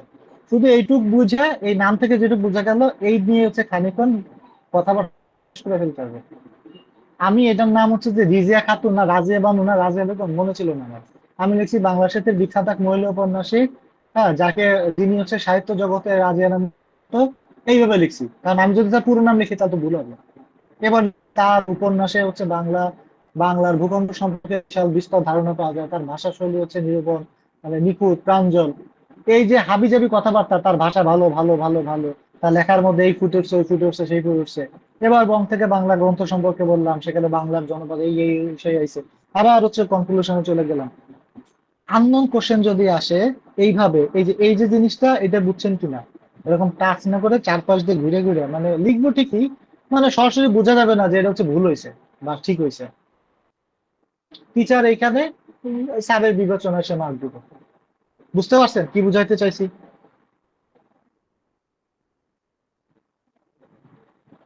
জি ভাই, ভাই ভাই বানায় লেখাটা খুব আর্ট, বুঝছেন, খুবই আর্ট, এবং বিসিএস এর ক্ষেত্রে এটা খুব ইম্পর্টেন্ট। আপনার সামনে যাই টপিক দিক না কেন, আপনার ইনস্ট্যান্ট ওটা নিয়ে লিখতে হবে। এইটা মাথায় রাখবেন। যে আপনার জাস্ট শুধু সার্টেন কি এটা কয় মার্কের কোশ্চেন, এই কয় মার্কের জন্য আমার জন্য বরাদ্দ জায়গা কতটুক, সময় কতটুক, এই জিনিসটা শুধুমাত্র সার্টেন। বাকিটুক ঠিক রেখে মতো লিখতে হবে। পক্ষে বিপক্ষে অনেক মত আছে, তবে আমি এই মতে বিশ্বাস করি। মানে লেখা ভরা দিয়ে আসতে হবে মানে এটা না যে অনেক বেশি পেজ লিখতে বলতেছি। আপনি অন্য প্রশ্নগুলা 3 মার্কের জন্য এক পেজ করে লিখছেন, তাহলে এটা মোটামুটি 1 পেজের মতন করে লিখতে হবে আপনার, সেটা বলছি। শাহ আব্দুল করিমের গান, এই প্রশ্নটা ওইবার কারা ভালো পারছিলেন জানেন? যাদের হচ্ছে ভাইভা প্রিপারেশন খুব ভালো ছিল না। এই জায়গায় শাহ আব্দুল করিমের গান আসছে, তাহলে এটার জন্য আমাদের হচ্ছে লালন পড়া উচিত। ভাই তো ভাই ভাই কি আব্দুল করিমের গান জিজ্ঞাসা করে? অবশ্যই, কি বলেন, শাহ আব্দুল করিমের গান জিজ্ঞেস করে শুধু না, শাহ আব্দুল করিমের জন্মস্থান কোথায়, ওইখানে আর কে কে জন্মাইছে, ওইখানে একটা নদী আছে বাবা, বিখ্যাত একটা নদী, বলো তো সেই নদীতে কি মাছ আগে পাওয়া যায় এখন পাওয়া যায় না, সেটা বলো তো। না ভাইবা পড়াশোনা করলে জানি বলো। আসলে আমি এক সময় এই যে 43-এ ভাইবার আগে যখন ভাইবা বোর্ড সলভ করছে এগুলো যায় না, তখন আমার প্লে লিস্টে এই শাহ আব্দুল করিমের গান, লোকে বলে বলে রে, লালন শাহর গান, তারপর আর কাকার এই যে মানে লোকগীতি যা যা আছে, এইগুলো একটা প্লে লিস্ট বানায় নিয়েছিলাম, যার পথে খালি এইসব গান শুনতাম আর ছোট গল্প শুনতাম। হ্যাঁ, ওই যে আগের দিন আপনাদের পদ্মগোটা, তারপরে জিনের বাচ্চা আর কি কি জানি গল্প বললাম না, এগুলো কি আপনাদের মনে হয় যে আমি বসে বসে এগুলো সব পড়ছি? আমি জীবনে বই পড়ছি মানে হাতে গুনে আমি বলতে পারবো, মানে কর গুনে গুনে বলতে পারবো। এগুলো সব ইউটিউবে হচ্ছে ডাউনলোড করে স্পিড বাড়ায় দিয়ে শুনছি, মানে অফিসে যাওয়ার পথে, অফিসে বইসা বা অফিস থেকে ফেরার পথে, শুই না ধরেন দিনে 5টা 6টা করে শুনতে শুনতে শুনতে শুনতে ছোট গল্প সব শুনে ফেলছি এইভাবে। বুঝতে পারছেন? এগুলো শুনতে হবে। তো আপনার যখন যে জিনিসটা প্রয়োজন তখন সেইভাবে আপনার প্লেলিস্ট সাজাইতে হবে। আচ্ছা, এইটা রিলেটেড আমরা আলাদা ক্লাস করবো, তখন হচ্ছে বলবো কি কি করতে হবে। বঙ্গবন্ধু নিয়ে প্রশ্ন আসছে, বঙ্গবন্ধুর এই প্রশ্নটা হচ্ছে সাহিত্য গ্রন্থ সমালোচনা থেকে লেখা যায়, সেভাবে আমরা লিখে আসছিলাম। চর্যাপদের গুরুত্ব আমরা পারি, বৈষ্ণব পদাবলী পারি, মধুসূদন দত্তর সনাতন বৈশিষ্ট্য পারি, বিষাদ সিন্ধুর ঐতিহাসিকতা পারি, রূপক সাংকেতিক নাটক, এইখানে নাটকের ক্ষেত্রে আলাদা করে দিয়েছিলাম, ওইটা মুখস্থ রাখতে হবে, কিছু করার নাই। বিদ্রোহী কবিতা আছে, মিথের ব্যবহার, বেগম রোকেয়ার কর্মকৌশল, এই একটা, এটা অ্যাকচুয়ালি বিশেষের প্রশ্ন, বেশ কঠিন একটা প্রশ্ন এটা।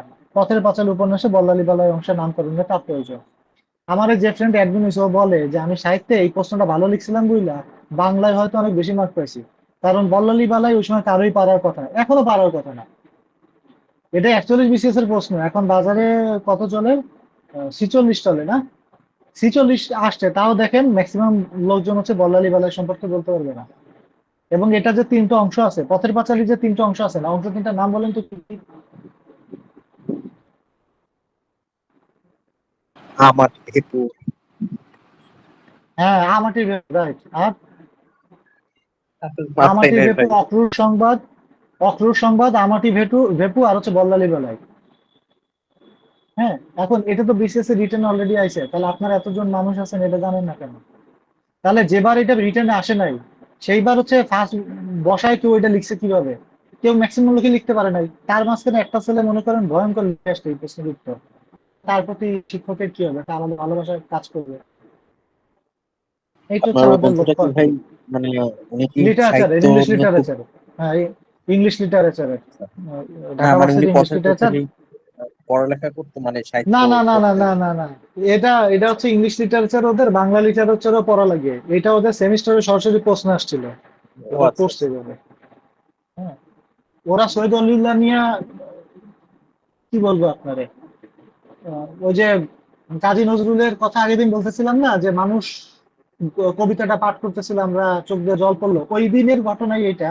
ওই দিন হচ্ছে ওই সময় আপনার একটা কি বলে, ওইখানে তো যে কনফারেন্সের কথা বলছিলেন, মানে রাইট তরঙ্গ রাইট রাইট সম্মেলন। রাইট, হ্যাঁ হ্যাঁ হ্যাঁ, হ্যাঁ, বলছে। মানুষ টিকিট কেটে হচ্ছে কনফারেন্স করে, ওইটা ওই দিনের কথা। আমি দেখতেছি লোকজন টিকিট কেটে কথা শুনতে যাইতেছে। আমি অবাক যে 500 টাকা খরচ করে একটা মানুষের কি শুনতে যায়। হ্যাঁ, 500 টাকা মানে, আসলে মানে 500 টাকা এটা না টিকিটের ফ্রি দাম, দেখা, এবং ওইখানে ফ্রিতে কলকাতা দেখা যায় থেকে না ভাই এসব আলোচনা সভাগত? যাই না, আমি ওভাবে পাই নাই। কলকাতা থেকে লোক আসছে ওইখানে অংশগ্রহণ করার জন্য, কথা শুনতে আসছে, আলাপ আলোচনা করতে আসছে। এরকম আপনারা একজনকে পাবেন, ইউটিউবে প্রচুর কথা বলে, ওই স্যারের নাম যেন কি, আহ আরে চশমা দরকার। স্যার আজম সলিমুল্লাহ। স্যার, আজম স্যার, আজম হ্যাঁ স্যার। হ্যাঁ হ্যাঁ, থ্যাংক ইউ। না, এই যে আপু যে নাম বলেন, সলিমুল্লাহ স্যার, তাই না? সলিমুল্লাহ খান। এই স্যারের প্রচুর কথা পাবেন, উনি যে এত কথা বলেন ইউটিউবে, এবং খুবই আমি শোনার পরে আমি খুব অবাক হয়ে গেছি। আমার ফ্রেন্ড বলতেছিল যে ওই আলোচনায় কি কথা বলে, তুমি একটু স্যারের কথা শুনো তাহলে বুঝতে পারবা। কি কি যে আলোচনা করে রে ভাই, মাথা নষ্ট করা, কই থেকে যে কি টাইনে নিয়ে আসে, গ্রিক পুরাণে কি হয়েছে না হয়েছে আলোচনা করতেছে। মনে করেন বর্তমান সময়ে শিক্ষার অবস্থা কি এটা নিয়ে আলোচনা করতেছে। যে আলোচনা করতে করতে সে কোথায় যে চলে যায় তার কোনো ঠিক নেই। এবং আপনি শুনে বিরক্ত হবেন না, মানে আপনি খুব তন্ময় হয়ে শুনতে থাকবেন যে বাহ ভালোই তো লাগতেছে শুনতে, এরকম। যাই হোক, এটা আমরা পড়ছি। সৈয়দুল্লাহর উপন্যাস, এটা আমরা পড়বো সামনে। ঔপন্যাসিকের বিশেষতা, শান্ত ভাষা, শ্রীকৃষ্ণ কীর্তন, মনুষ্যমঙ্গল, এর মধ্যে কোনোটা পারবেন না এমন আছে? বলতে পারেন যে আমার ভাই এটা মনে নাই বা পারবো না? রোমান্টিক প্রণয়োপাখ্যান সম্পর্কে বলেন, ঈশ্বরচন্দ্র বিদ্যাসাগর তিনটা মৌলিক, মাইকেল মধুসূদন দত্তের অবদান, শওকত ওসমান আমরা আলাদা করে পড়বো। রোকেয়া পড়লাম। আবহমান বাংলা ছবি, জীবন দাশের কবিতায় কি হবে, ওই যে রূপসী বাংলার কবিতাগুলো বলে দিবেন। সো এই প্রশ্ন, এই সেম ফরম্যাটের প্রশ্ন জাস্ট এই জায়গা চেঞ্জ করে শামসুর রহমান দিয়ে আসতে পারে। যে শামসুর রহমানের কবিতায় আবহমান বাংলা ছবি কিভাবে চিত্রিত হয়েছে, এটা আছে যে স্বাধীনতা তুমি রোদেলা দুপুর কি জানি, রোদেলা দুপুরে তপ্ত নাকি মধ্য দুপুরে গ্রাম্য মেয়ের গ্রাম্যমের অবাধ অবাধ সাঁতার। হ্যাঁ, ওখানে অনেক কিছু আছে, ওটা দিয়ে লেখা যেতে পারে, আসতেই পারে। সৈয়দ শামসুল হক নিয়ে আবার প্রশ্ন আসছে, তার রস পাওয়া যায় কাব্যনাট্য। সৈয়দ শামসুল হক ভাইবার জন্য খুব ইম্পর্টেন্ট। ওনার একটা খুব বিখ্যাত কবিতা আছে পরনের গহীন ভিতর, আরো অনেকগুলো কাব্যগ্রন্থ আছে, ওগুলো বেশ ভালো।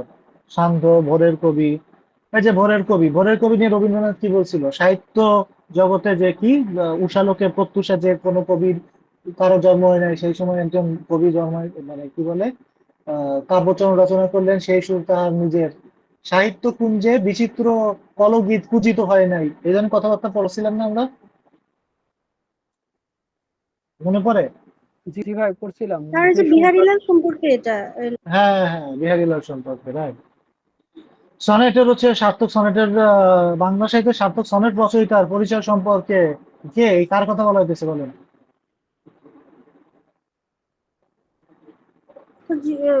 মাইকেল মধুসূদন মধুসূদন দত্ত। দত্ত। হম হম হম, মাকে মধুসূদন দত্ত। চন্দ্রকুমার দে, দীনেশচন্দ্র সেনের লোক সাহিত্য, এটা আমরা আলাদা করে পড়বো। নজরুল পড়ছি, জসীমউদ্দিনের নকশিকাঁথা কাহিনী কাব্য পড়ছি। আহ খুব ইম্পর্টেন্ট জায়গা, কুবের, কপিলা, শশী কুসুম, চরিত্র সমূহ।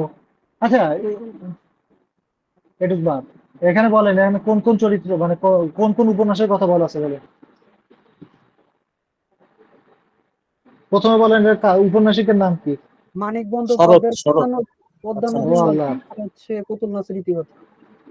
মানিক ভাই, শরৎ না।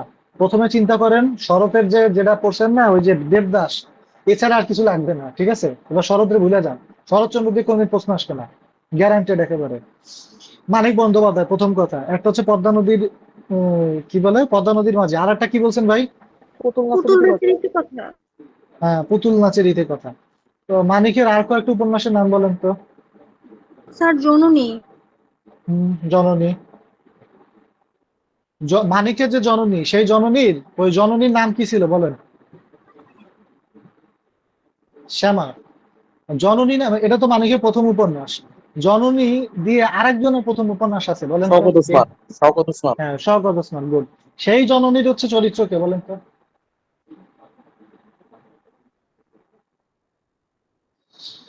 শ্যামা, ক দিয়ে নাম, সম্ভবত ভুলে গেছি। এটা বেশ ইম্পর্টেন্ট একটা প্রশ্ন, আমরা এটা পড়াশোনায় দেখবো। মানিক বন্দ্যোপাধ্যায়ের এটা কি বললাম, পুতুল নাচের ইতিকথা। ইতি কিছু বলতেছিলেন আপু? আচ্ছা, পুতুল নাচের ইতিকথা, ইতির কথা, পরের কথা, তারপর শহরতলী, স্যার বহুত দিবারাত্রির আছে। কাব্য একটা উপন্যাস আছে। দিবারাত্রির কাব্য, রাইট। বেশ ইম্পর্টেন্ট, অনেক কিছুই আছে এখানে। তবে আমরা মানিকের অনেকগুলাই পড়বো, একদম বিভূতি, সরি, বঙ্কিমের যেরকম অনেক উপন্যাসগুলো পড়ছি, রবীন্দ্রনাথের পড়ছি, সেভাবে মানিকেরও অনেক কিছু আমাদের পড়তে হবে, এবং মানিক খুব ইম্পর্টেন্ট আমাদের জন্য। আচ্ছা, বাংলা ভাষায় যারা আধুনিক কবিতা, মানে পঞ্চপাণ্ডবের কথা বলা হইতেছে, বিভূতিভূষণের পথের পাঁচালীর উপজীব্য উল্লেখ করুন। দেখেন এইখানে ছিল পথের পাঁচালী, ওইখানে বল্লালী বলাই দিছে। তাহলে বিভূতিভূষণের পথের পাঁচালী নিয়ে পড়লে মোটামুটি চলবে। শামসুর রহমানের 4টি কাব্যগ্রন্থের নাম বলেন, সহজ প্রশ্ন এগুলা। রোশানগর আশরাফা কোথায় ছিল, যে আলাউলের যেটা, ওইটা নিয়ে বলতে হবে। তারপরে আলাউলের হচ্ছে পদ্মাবতী কাব্যগ্রন্থ নিয়ে আমরা পড়ছিলাম, মনে আছে কিরকম সুখ পাখির মধ্যে দিয়ে তিনি বলছেন যে পদ্মাবতী রূপের কথা কি কহিমু মহারাজ, তুলনা দিবারে নাহি ত্রিভুবন মাঝ, মনে আছে কিছু? জি ভাই বা মনে আছে। পরিচিত কি লাগে, মানে শোনার পরে কি মনে হয় যে হ্যাঁ এটা মনে হয় শুনছিলাম? কার কার পরিচিত লাগে না এটা আমার একটু বলেন তো, যে ভাই ক্লাস তো করছি কিন্তু ভাই পরিচিত লাগতেছে না, লাগতেছে না। লাগে আলাউল ভাই। সম্ভবত বলছেন পড়াবেন, কিন্তু পরে মনে হয় পড়ানো হয়নি, যত আমার পরিচয় লাগতেছে। না না, এটা তো হয়েছে হয়েছে রোশন এটা ভাই। হচ্ছে আমি একটা আমার লেখার একটা ইয়ে দিয়ে দেওয়ার কথা ছিল, এটা দেওয়া হয়েছিল না, কিন্তু আমি এটা পড়াইছিলাম। ঠিক আছে, এটা ইয়ার ভিতরে মনে হয় দেওয়া ছিল না, সেটা আমি দিয়ে দিব না, মানে শীত তো না, 2টা পৃষ্ঠা আর কি। তারপরে যে তানবুল রাতুল হইল অধর পরশে, তারপরে তার কি বলে, তার স্মৃতি হচ্ছে কি বলে এই মতো তীক্ষ্ণ।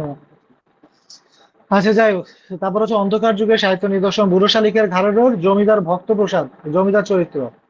ওই যে মনটা ছিল সাধু ডাকার, বাইরে ছিল ধর্ম, কি জানি, বাইরে ছিল সাধু ডাকার, মনটা ছিল ধর্ম, পূর্ণ খাতায় জমা শূন্য, ভণ্ডামিতে 4টি পোয়া, মনে আছে কিছু? জি ভাই। জি ভাই মনে আছে, এটা পড়ানো হয়েছিল। আচ্ছা, কৃষ্ণকান্তের রুল ভাই প্রথম পড়ার ফার্স্ট স্টেজ হচ্ছে কি, শোনার পরে মনে হবে কি আচ্ছা এটা মনে হয় আমি পড়ছিলাম। এরপরে রিভিশন দিবেন দিবেন দিবেন, আত্মস্থ করবেন, পরীক্ষায় লিখেও আসবেন। এরপরে স্টেজ কি জানেন, ওই সেম জিনিস দেখার পরে মনে হবে কি এটা কি আমি আগের জীবনে দেখছি। এটা হচ্ছে পরের স্টেজ এইটা। প্রথমে যে পড়ছেন, নিজে পড়বেন, পড়লে মনে হবে কি মনে হচ্ছে শুনছি, ভালো করে পড়বেন, পরীক্ষাও লিখবেন। এরপরে যখন আবার ঘুরে আসবেন তখন মনে হবে কি এটা কি জীবনে শুনছি, শুনছি বলে তো মনে হয় না। এই স্টেজটা খুব ভয়ানক একটা স্টেজ। আপনি নিজের নিজের হাতে লেখা একটা নোট, ওইটা নিজে খুললে মনে হবে কি যে এই নোটটা আমি করি না, একটা ওয়ার্ড আমি চিনতে পারতেছি না, এটা কে করছে, এরকম মনে হবে। এই স্টেজ আসবে, এটা খুব ভয়ানক একটা স্টেজ, এবং এই স্টেজ সবার আসে যারা একাধিক রিটার্ন দেয়। ভয় পাবেন না কখনই আর কি, যে স্টেজে আপনি পড়বেন, যে বিপদে পড়বেন, বুঝবেন এই বিপদে সবাই পড়ে আসছে এবং ওইখান থেকে উদ্ধারও হয়ে আইছে, কোনো কিছুই হচ্ছে অসম্ভব না। পোস্টমাস্টার রবীন্দ্রনাথের জীবন দর্শনটা কি, এইটা বেশ একটা ইম্পর্টেন্ট প্রশ্ন। এটা আপনাদের এইভাবে ভালোভাবে লেখার মতন করে আপনারা মনে হয় পড়েন নাই বা পড়ানো হয় না। পোস্টমাস্টার আমরা হচ্ছে রতনা পোস্টমাস্টার চরিত্রটা পড়ছি, কিন্তু ওই ছোট গল্পটা ভালো করে যদি মাথায় থাকে তাহলে জীবন দর্শন কথাটা বইলে আসা সম্ভব। আপনারা কেউ কি এই জিনিসের উত্তর লিখতে পারবেন? ওই যে এটা ভাই কঠিন মানে প্রশ্ন। পোস্টমাস্টার হঠাৎ করে এলাকায় আসছে, তো তাকে হচ্ছে শিক্ষকের বেশে মানে রতনকে পড়াতো, বাট রতনের মধ্যে হচ্ছে তার মানে কিশোরী সুলভ আচরণ থেকে একটু চেঞ্জ হয়ে গেছে।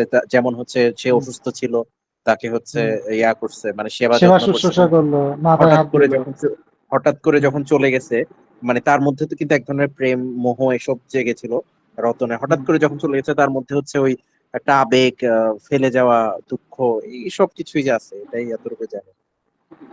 ঠিক আছে, এইভাবে হচ্ছে ঘুরায় পেঁচায় বলতে হবে, যা জানেন ঠিক আছে। Okay.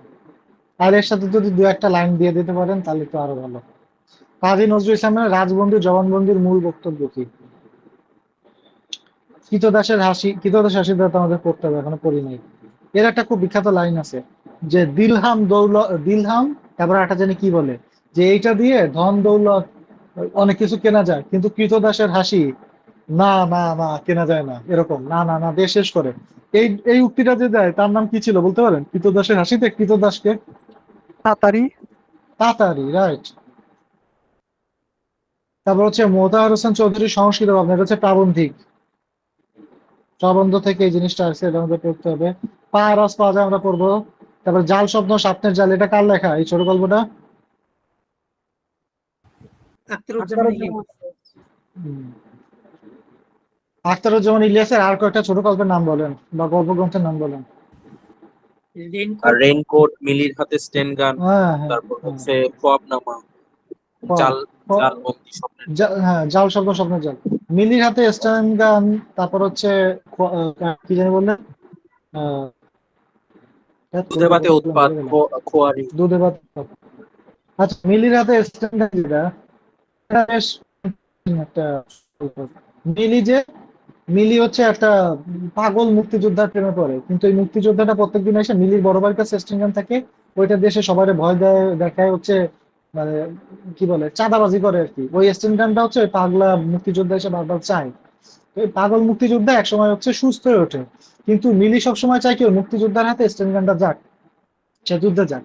তো যখন হচ্ছে ওই মুক্তিযোদ্ধাটা সুস্থ হয়, ও তো মিলির প্রতি একটা প্রণয় অনুভব করে, কিন্তু মিলি ওই মুক্তিযোদ্ধার জন্য অপেক্ষা করে, এবং মুক্তিযোদ্ধা যখন আসে ওই ভাইয়ের কাছ থেকে লুকায়া স্টেন গানটা চুরি করে নিয়ে মুক্তিযোদ্ধার কাছে নিয়ে আসে। তখন দেখে যে ওর চুল টুল উস্কো ফুস্কো নাই, চুল আঁচড়ানো। ও বলে যে আমি সুস্থ হয়ে গেছি, মিলি তুমি বুঝতে পারতেছো না? কিন্তু মিলি আবার ততদিনে অসুস্থ হয়ে গেছে। এই পাগল মুক্তিযোদ্ধারে নিয়ে চিন্তা করতে করতে সেও মানে অন্য জগতে চলে গেছে আর কি। বেশ ইন্টারেস্টিং গল্প এগুলা। উম, চর্যাপদে নিয়মবর্গীয় মানুষের পরিচয়, শ্রীকৃষ্ণ কীর্তন কাব্য, ব্রজবুলি, রোমাঞ্চ ধারা, মুসলিম কবির কাব্য, রোমাঞ্চ ধারা, এটা যে কোনো কিছু বলতে পারেন, ইউসুফ জুলেখা, তারপর হচ্ছে লাইলি মজনু বলতে পারেন, আলো হলে পদ্মাবতী বলতে পারেন, যা খুশি এটা ভালো লাগবে সেটা বলবেন, চলে জানেন। ভারতচন্দ্র রায় গুণাকারের কবি প্রতিভার মধ্যে ভারতচন্দ্র রায় গুণাকারের কোনো কাব্যচরণ বলতে পারবেন?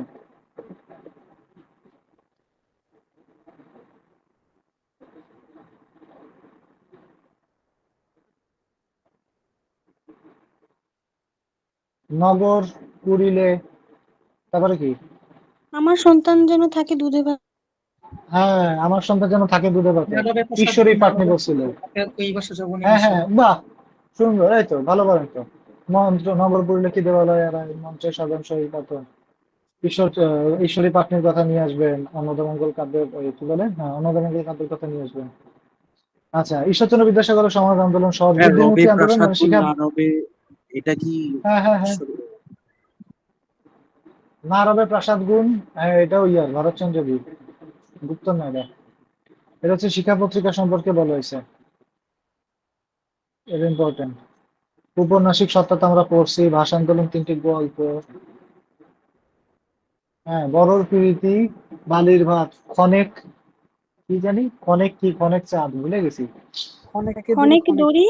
ক্ষণেক দড়ি ক্ষণেক চাঁদ, আচ্ছা, ক্ষণেক বরের দড়ি পিড়িতে ক্ষণেক বাড়ির চাঁদ। ভাত, ক্ষণে হাতে আর দড়ি এটার ক্ষণেক চাঁদ। উদাহরণ হচ্ছে আমাদের সাদিক এগ্রো। আচ্ছা আচ্ছা, ভাষা আন্দোলন ভিত্তিক তিনটি গল্প। সাদিক একবার ওই যে যখন ইয়ে করতো, আহ, ওই যে কোন চ্যানেল থেকে একটা আপু যায় হচ্ছে ইয়ে করতো, তা গরুগুলারে এরকম কি একটা ছিল না, খালি ঘুরতো আর পিঠে শুশুরে দিত। জি আমার ওই জি জিনিসটা খুব জি। পছন্দ হয়েছিল। যাই আসলে আমার এটা টাকা মনে হয় পয়সা ওনার হলে এই পেইড একটা চ্যানেল, বাসা লাগবে। এটা তাই মনে হয় নাকি? ওনার পেইড চ্যানেল মোস্ট, জানি না, আমি আন্তাজে বললাম, মানে আচ্ছা, সবসময় ওনারটাই যাই হোক করে। আর কি। তো ওই ওই যে গরুগুলো যাইতো আর পিঠে যেরকম এটা ঘুরে ঘুরে দিত, ওটা আমার খুব পছন্দ হয়েছে। ভবিষ্যতে কোনোদিন একটা বাসা লাগাবো এটা। বেশ ইন্টারেস্টিং একটা জিনিস, গরুগুলা কি আরাম পাইতেছে রে ভাই। আচ্ছা, মুক্তিযুদ্ধ ভিত্তিক একটা উপন্যাসের মূল্যায়ন করুন। 3 মার্কের প্রশ্ন, 6 মার্কের ভাবে আসতে পারে, এটা আমরা অনেকগুলোই করে ফেলবো, সমস্যা নেই। আচ্ছা, তারপর হচ্ছে চর্যাপদ নিয়ে বিতর্ক নিয়ে, বিদ্যমান ভাষা বিতর্ক নিয়ে আপনার মতামত দিন বা আপনার ধারণা লিখুন। শ্রী চৈতন্যদেবের ভূমিকা, এটা আমরা খুব ভালো করে বলছিলাম বাংলা সাহিত্য, ইম্পর্টেন্ট প্রশ্ন এটা। বৈষ্ণব পদাবলী হচ্ছে বিদ্যাপতির বিশেষত্ব। রসাঙ্গ রাষ্ট্রপদ, এটা আমরা ওই যে আলাউলের কথা বললাম, আলাউল দিয়ে বলবো। রবীন্দ্রনাথের ছোট গল্পভুক্ত 3টি নারী চরিত্রের পরিচয় দিন। এই প্রশ্নটা আজকে আমি দেখার পর এত মেজাজ খারাপ হয়েছে। এটা যে 25 BCS এর প্রশ্ন, আমার খেয়াল ছিল না। আগের দিন আপনাদের কেউ এখানে আছেন কিনা? আহ আচ্ছা, যাই হোক, এটা পরে বলি। এইটা এই প্রশ্ন কি কেউ রিসেন্টলি দেখছেন বা পরীক্ষা দিচ্ছেন কেউ? আচ্ছা, না থাকলে বাদ। জি ভাইয়া ভাইয়া, আমি মেবি ডিক্টোরসে হচ্ছে দিচ্ছি ছোট গল্পের চরিত্র তিনটা। আচ্ছা, ওই প্রশ্নটা, ওইখানে 3টা প্রশ্ন আসছিল, কেমন দিচ্ছেন ওই পরীক্ষা? ভাই ওইটা তো আপনার ক্লাস করার পর করে দিছি, আপনার ক্লাসে যা যা শুনছি লিখছি কয়েকটা, ভালো করে কিন্তু তো ওই পড়ি নাই একটু। প্রশ্নটা হচ্ছে ক্লাসের আগে করা হয়েছে। আমার বলছিল যে আপনি একটু চিন্তা ভাবনা করে প্রশ্ন দেন। আমি চিন্তা ভাবনা করে ছোট গল্পের নারী চরিত্র দিছি, যে রবীন্দ্রনাথ বলছে, ও মা, এটা দিয়ে প্রিভিয়াস প্রশ্ন, এত রাগ লাগছে। যাই হোক, তারপর হচ্ছে বিষাদ সিন্ধু নিয়ে ঐতিহাসিকতাটা রিপিট প্রশ্ন। বাংলা সাহিত্যে কল্লোল যুগ সম্পর্কে ধারণা দিন, করছেন আপনারা। মুক্তিযুদ্ধ ভিত্তিক একটা বাংলা নাটকের মূল্যায়ন করুন। মুক্তিযুদ্ধ ভিত্তিক বাংলা নাটকের মূল্যায়ন করুন। মুক্তিযুদ্ধ ভিত্তিক বাংলা নাটক কি আছে?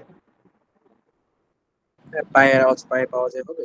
কাব্যনাট্য, হ্যাঁ এটা দেওয়া যাবে, রাইট, পারাস পাওয়া যাবে। সাম্প্রতিক বাংলাদেশের লোকধারার গানের জনপ্রিয়তা, এই যে দেখছেন শাহ আব্দুল করিমের এই যে গানটা আছে, এইখান থেকে, এইটা হচ্ছে পরের ভার্সন। এরকম আপনার চিন্তা করতে হবে যে এই প্রশ্ন আগে আইছে, তাদের পরের ভার্সনে কি চিন্তা করতে পারে। বাংলাদেশের সাহিত্য নির্ভর, বাংলাদেশের সাহিত্য নির্ভর চলচ্চিত্র সম্পর্কে আপনার ধারণা ব্যক্ত করুন। মানে সাহিত্যের উপরে ডিপেন্ড করে যে চলচ্চিত্রগুলো হয়েছে, এরকম দু একটা নাম বলতে পারেন? স্যার সূর্য দিগল বাড়ি। সূর্য দিগল বাড়ি, হাঙর নদী গ্রেনেড, তারপর ওইটার নাম যেন কি, গেরিলা, সারেন বউ আগুনের হয়েছে, পরশমণি, গেরিলা শ্যামল হয়েছে, ছায়া। আর শ্যামল ছায়া, রাইট। হুমায়ুন স্যারের তো অনেকগুলাই হয়েছে। ঠিক আছে, আচ্ছা এই হচ্ছে মোটামুটি। তাহলে আমরা এই যেগুলো আছে আমরা পড়ি নাই এখনো, পাশে আমরা একটু দাগ দিয়ে দিছি, হ্যাঁ। তার মধ্যে মুক্তিযুদ্ধ ভিত্তিক পড়াশোনাটা করলে আমাদের ম্যাক্সিমাম জিনিস শেষ হয়ে যাবে, কিছু নাট্যকার বাকি থাকবে, আর হচ্ছে যেসব শামসুর রহমান সহ কয়েকজন ইম্পর্টেন্ট সাহিত্যিক বাকি থাকবে। তবে আপনারা বুঝতে পারতেছেন যে সেই সংখ্যাটা খুব একটা বেশি না। আগামী 1-2 ক্লাসের মধ্যেই হচ্ছে এইগুলো সব আমাদের শেষ হয়ে যাবে। এই যে সৈয়দ আলুল্লাহ, তারপর হচ্ছে কি বলে মনীষ চৌধুরী, জহির রায়হান, হ্যাঁ এগুলো ম্যাক্সিমাম শেষ হয়ে যাবে। তারপর আমরা 2টা ক্লাস রাখবো এই যে বং থেকে বাংলার মতন যদি কোনো প্রশ্ন আসে সেইগুলোর ট্যাকেল দেওয়ার জন্য। এবং সেই ক্ষেত্রে আমরা হচ্ছে প্রিলি বেস পড়াশোনা করব। মানে প্রিলির মতন রাইটার, এই রাইটার কি টাইপ লেখা লিখছে, কোনটা ইম্পর্টেন্ট, কোনোটার আমি যদি কাহিনী জানি গল্পের মতো বলে দিব। এইভাবে আমরা লাস্ট 2 ক্লাসে একদম টাইমে কিছু জিনিস পড়ে ফেলবো। রিটেনের সময় প্রিলির কিছু জিনিস পড়া কিন্তু খুব ইম্পর্টেন্ট, বাংলাদেশ অ্যাফেয়ার্স যেরকম। তারপরে আর কোনটার কথা, মেন্টাল অ্যাবিলিটি তো পড়বেনই। মানে কিছু জিনিস আছে যেটা প্রিলি করলে রিটেন অনেক বেশি কাজে লাগে, বুঝছেন? তো যাক, এই ছিল আমাদের আজকের ক্লাস। মোটামুটি এই যে প্রশ্নগুলো আমরা দেখলাম, আপনাদের কি একটু কনফিডেন্স বিল্ড আপ হয়েছে যে ভাই লিখতে লেখার মতন একটা অবস্থায় আসছি, বা মোটামুটি একটা স্ট্যান্ডার্ড লেখার মতন অবস্থায় আছি, বা ম্যাক্সিমাম প্রশ্ন এখানে হচ্ছে যা আছে হচ্ছে আমাদের পড়া হয়েছে বা পড়ার পরে হচ্ছে পারবো? কি কি অবস্থা একটু বলেন তো।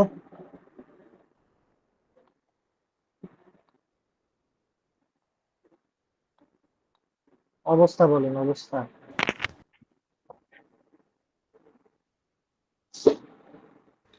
ভাই আচ্ছা, এখন হুম। বাংলা সাহিত্যে যে কোশ্চিন আসছে লেখা যাবে, হয়তো দু একটা চরিত্র মনে না থাকতে পারে, কিন্তু লিখে দিয়ে আসতে হবে, এই আর কি। স্যার লেখা তো যায়, কিন্তু মানসম্মত লেখাটা হচ্ছে একটু একটু প্রবলেম হয়ে যাচ্ছে। হুম, এখন কি অবস্থা মানসম্মত লেখা? মানে এই লাস্ট 8-10টা ক্লাস করার আগের অবস্থা আর করার পরের অবস্থা কি? মান কি একটু সম্মত হয়েছে কিনা? ভাই পরীক্ষাই তো দিই নাই, কেমনে বুঝবো মানসম্মত হয়েছে নাকি কিছুই হয় না। আচ্ছা, ভাই বলেন। কিন্তু মানে যে চেঞ্জটা আসছে সেটা হলো, ক্লাসের আগে আমি একটু সাহিত্য পড়ছিলাম, কিন্তু ক্লাস করার পর ওই সাহিত্যগুলো আমার আবার পড়া লাগতেছে, বা আবার একটু বলুন বুঝতে তো। পারতেছি যে এইভাবে পড়া লাগবে বা এইসব জিনিস ইনক্লুড করা লাগবে, এইটা চেঞ্জটা হয়েছে আর কি। ভাই সাহিত্য তো ভাই, হ্যাঁ আধুনিক বলেন সাহিত্য বলেন। নিয়ে আপনি হচ্ছে পরীক্ষা নিয়েন ভাই, অ্যাটলিস্ট 3টা পরীক্ষা নিন। নিব নিব নিব ফুল ভাই, সিলেবাসের খুবই। উপর পরীক্ষা 3টা দিবেন ভাই। এরকম না যে অর্ধেকের উপর পরীক্ষা, অর্ধেকের উপর পরীক্ষা। অ্যাটলিস্ট ভাই 3টা পরীক্ষা নেন, তাহলে হচ্ছে আমরা কোয়ালিটিতে অ্যাটলিস্ট 3টা না হলে 2টা নিয়েন, যাতে হলো প্রথমবার যে না না, ভুলগুলো আমি করছি আমি যাতে। আমি হচ্ছে মানে যেসব জিনিস আমি চাই যে আপনারা কি লেখেন, লেখার মধ্যে এগুলো জি আনছেন কিনা, এগুলো দিয়ে আমি লেখাবো। না, হ্যাঁ, না লেখালে হবে না, এবং একাধিকই লেখাবো। জি ভাই, মানে আমি চাইতেছিলাম যে যে এরকম হয়তো যে প্রথমবার ভুল করলেও দ্বিতীয়বার ওই ভুলগুলো আপনি ধরে দিলেন যে এই জায়গায় ভুল হয়েছে, আপনারা এসব এসব জিনিস ইমপ্রুভ করে, তাহলে পরের বার পরীক্ষাতে আমরা আবার ওগুলা ঠিক মতো লিখতে পারছি নাকি এটা একবার দেখা যায়। অ্যাটলিস্ট ভাই 2বার পরীক্ষা নেওয়া উচিত আমার কাছে মনে হয় আর কি। নিব নিব নিব নিব বাংলা, এটা আমি বলে রাখছি, এটা নিয়ে ফেলবো। আপনাদের মোটামুটি এটা পড়ার টেস্টে যে আসছে তো, এখন নেওয়ার মতন অবস্থায় আইছে। মোটামুটি সবই আমরা দেখে ফেলছি। যেরকম সংলাপ আপনাদের লেখাইতে হবে, সংলাপ না লেখাইলে হবে না। 1-2টা প্রতিবেদন লেখাইতে হবে। তারপরে হচ্ছে সারমর্ম 2-একটা লেখাইতে হবে, কি লিখতে চাই, এবং আপনারা পারেন এমন জিনিস লিখতে হবে সেসব। তাই এটাই যে মনে হয় যে আমি যে স্টাইলে লিখতেছি এটা ঠিক আছে, এটা খুবই ভালো, কিন্তু পরে পরে পরীক্ষা দেওয়ার পর বুঝি যে আসলে পুরোটাই আসলে মানে অর্ধেকও হয় নাই। পরীক্ষা ইস- পরীক্ষা না বসলে, এই- এবং ভাই কিছু সাবজেক্ট আর কি ফুল মডেল টেস্ট দিন। আচ্ছা আপনাদের আশা করি আর কোনো প্রশ্ন নাই।